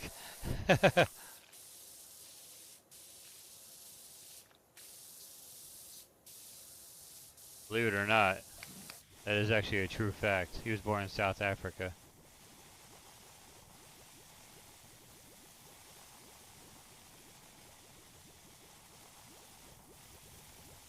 So let me ask a question, to be politically correct. The term, which, I mean, I very freely use, is African American. I mean, I fully believe in using that term as, you know, how I describe somebody. However, what if you're not American? Like, there are African Americans who live in Canada. There are African Americans who live in France.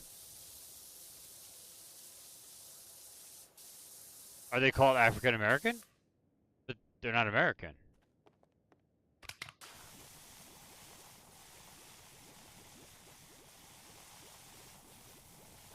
That's a solid question. I feel that's a good question. I would love to know the answer to that.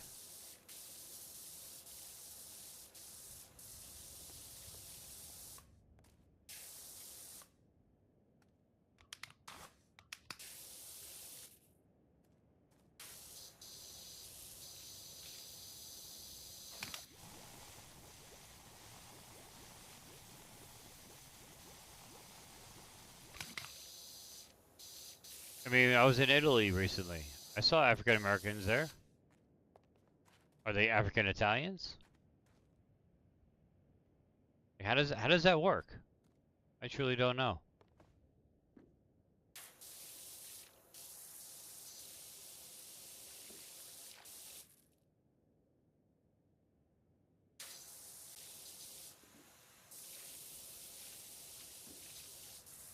I mean, if somebody truly does know the answer, I would love to know.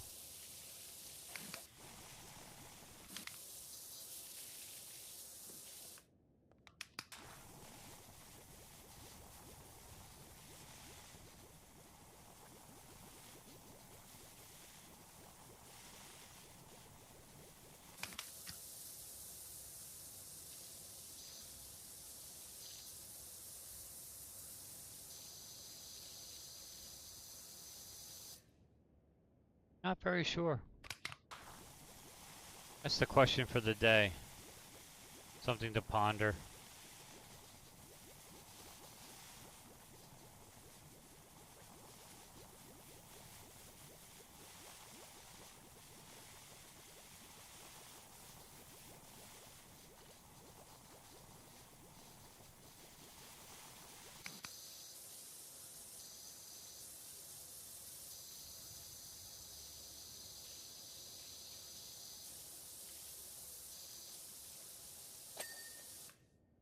Nice.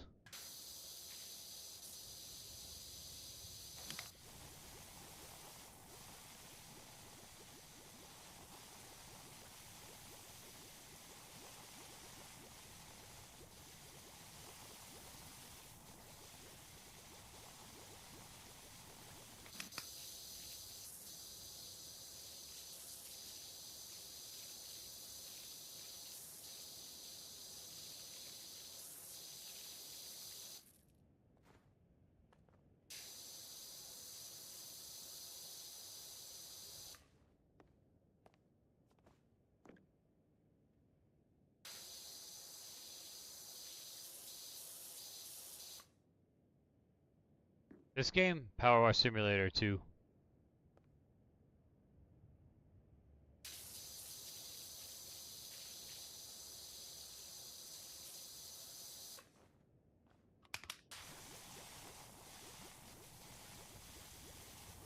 Some of the most relaxing gameplay, just chill, great way to end the night. Like I said, I don't want to quite end the stream just yet because we got a lot of people in here hanging, and I prefer to, you know, not end the stream when there's a decent number of people hanging out and enjoying themselves. So I do have to get going fairly soon, though it is ultra late, and I have to get up for getting cache to, ooh, excuse me, to camp, as well as going to work. So I do need to get going shortly.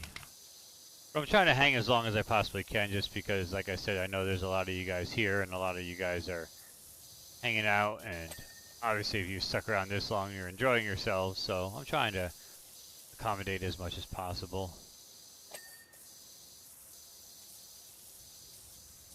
While I get some more done in this game, I'm still trying to finish the mainline game in this, and then there's plenty of DLC that I haven't finished yet as well.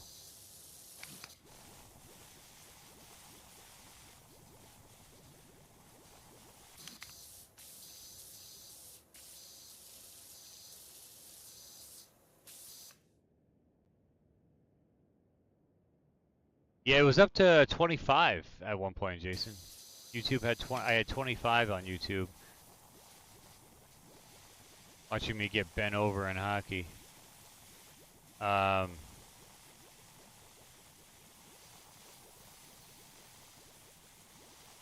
yeah, again, if you guys are on YouTube, please make sure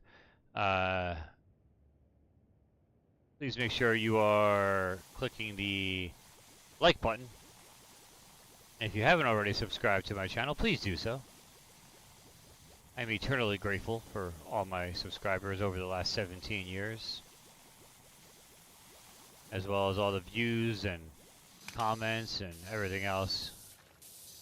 It's really what it's all about, is just interacting with you guys. That's why I started this channel back in 2009. That's why I continued this channel since 2009. I've never really stopped. I've taken breaks, but I've never stopped. Just because I love being able to interact with other gamers and, you know, just make videos and to chronicle, you know, what I do and what I pick up and what I add to my game room and different conventions I go to. And so I haven't been to one in forever. I need to get back to another convention sometime.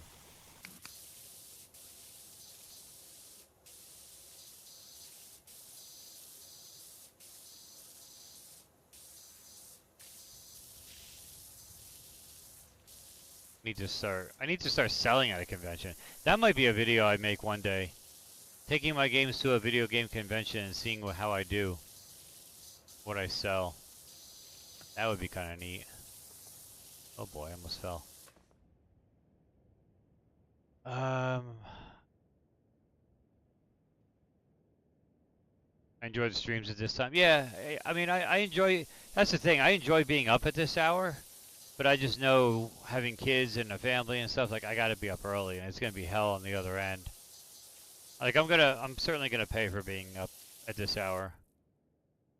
Trying to wake up in the morning and go about my day and work and everything else, so, you know. There's an AC Card Shark Live. Yeah, I tried that out for a while. That was before YouTube started separating live streams from videos. I didn't want to flood my channel with all these live streams. So I actually had, for about a year, maybe less than a year, I'd actually started just streaming to an AC Card Shark live channel. Then I realized that my audience wasn't really seeing it because it was on a different channel, and it was just a pain in the ass. Wouldn't mind going back and watching some of those streams.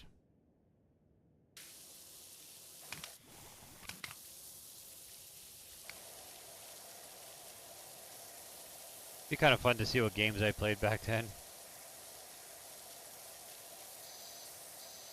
But YouTube actually does a nice job of separating videos from, you know, shorts from videos from live streams and all that kind of stuff too. So come to Toronto Game Swap, could be for your birthday. It's in November. I'm right in the middle of hockey season at that point. Yeah, I mean, if you happen to be on that page, Jason, how many subs do I have on that channel? Nowhere near what I have on this one. People just weren't searching me out. They were subbing to my channel and watching my stuff, but they would never actually search me out and find out that I had another channel. I think I even promoted it on my main channel too, and people still didn't come over. Because it was before live streaming really became big, or bigger, I should say. Yeah, and I also would love to do PAX. NG, I agree. Alright, we're gonna clean these stairs and then call it a night, guys. I gotta get to bed. The crowd is slowly dissipating. Just a heads up, I don't know that I'll be back on Sunday for the next stream. It might not be till next Monday. Because of SummerSlam being on Sunday. So I think I'm probably just gonna, like, you know, crack a beer and just enjoy watching SummerSlam and stuff.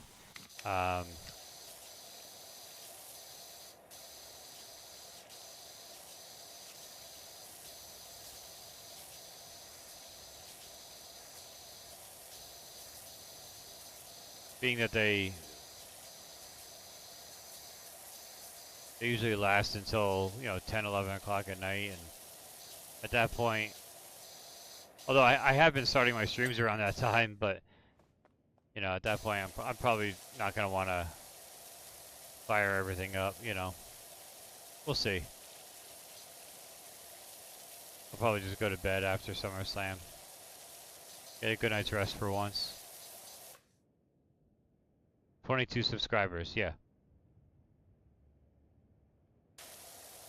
What year was that? 22 subscribers, and I have 2,700 on this channel.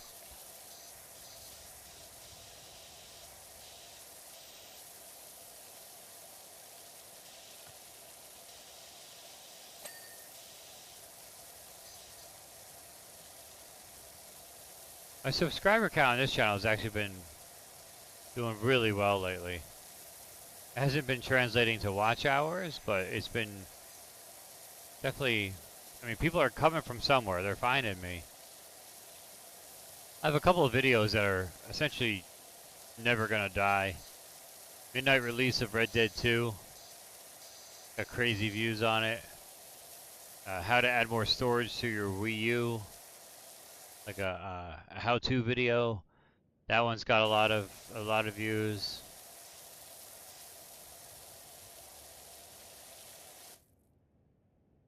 $7 years ago or more, NHL 19. Yeah, it seems about right. That's what I'm saying. It was a while ago. Uh-oh. See, even the game's getting tired. It's freezing on me.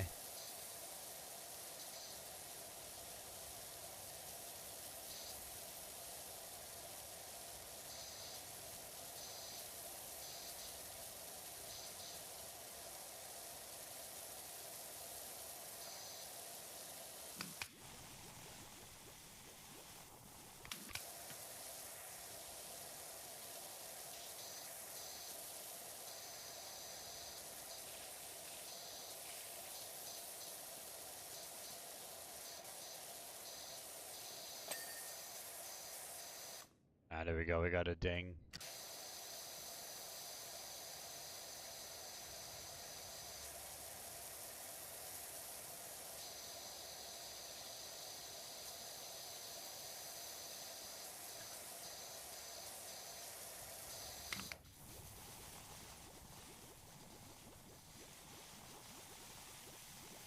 Get this patch cleared off.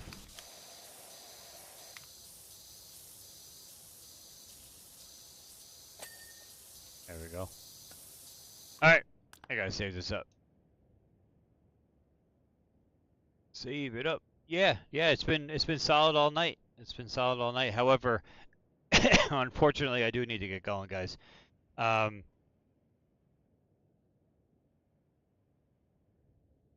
Appreciate the games. Yeah, right on. I wish it was a little bit more evenly balanced and fair.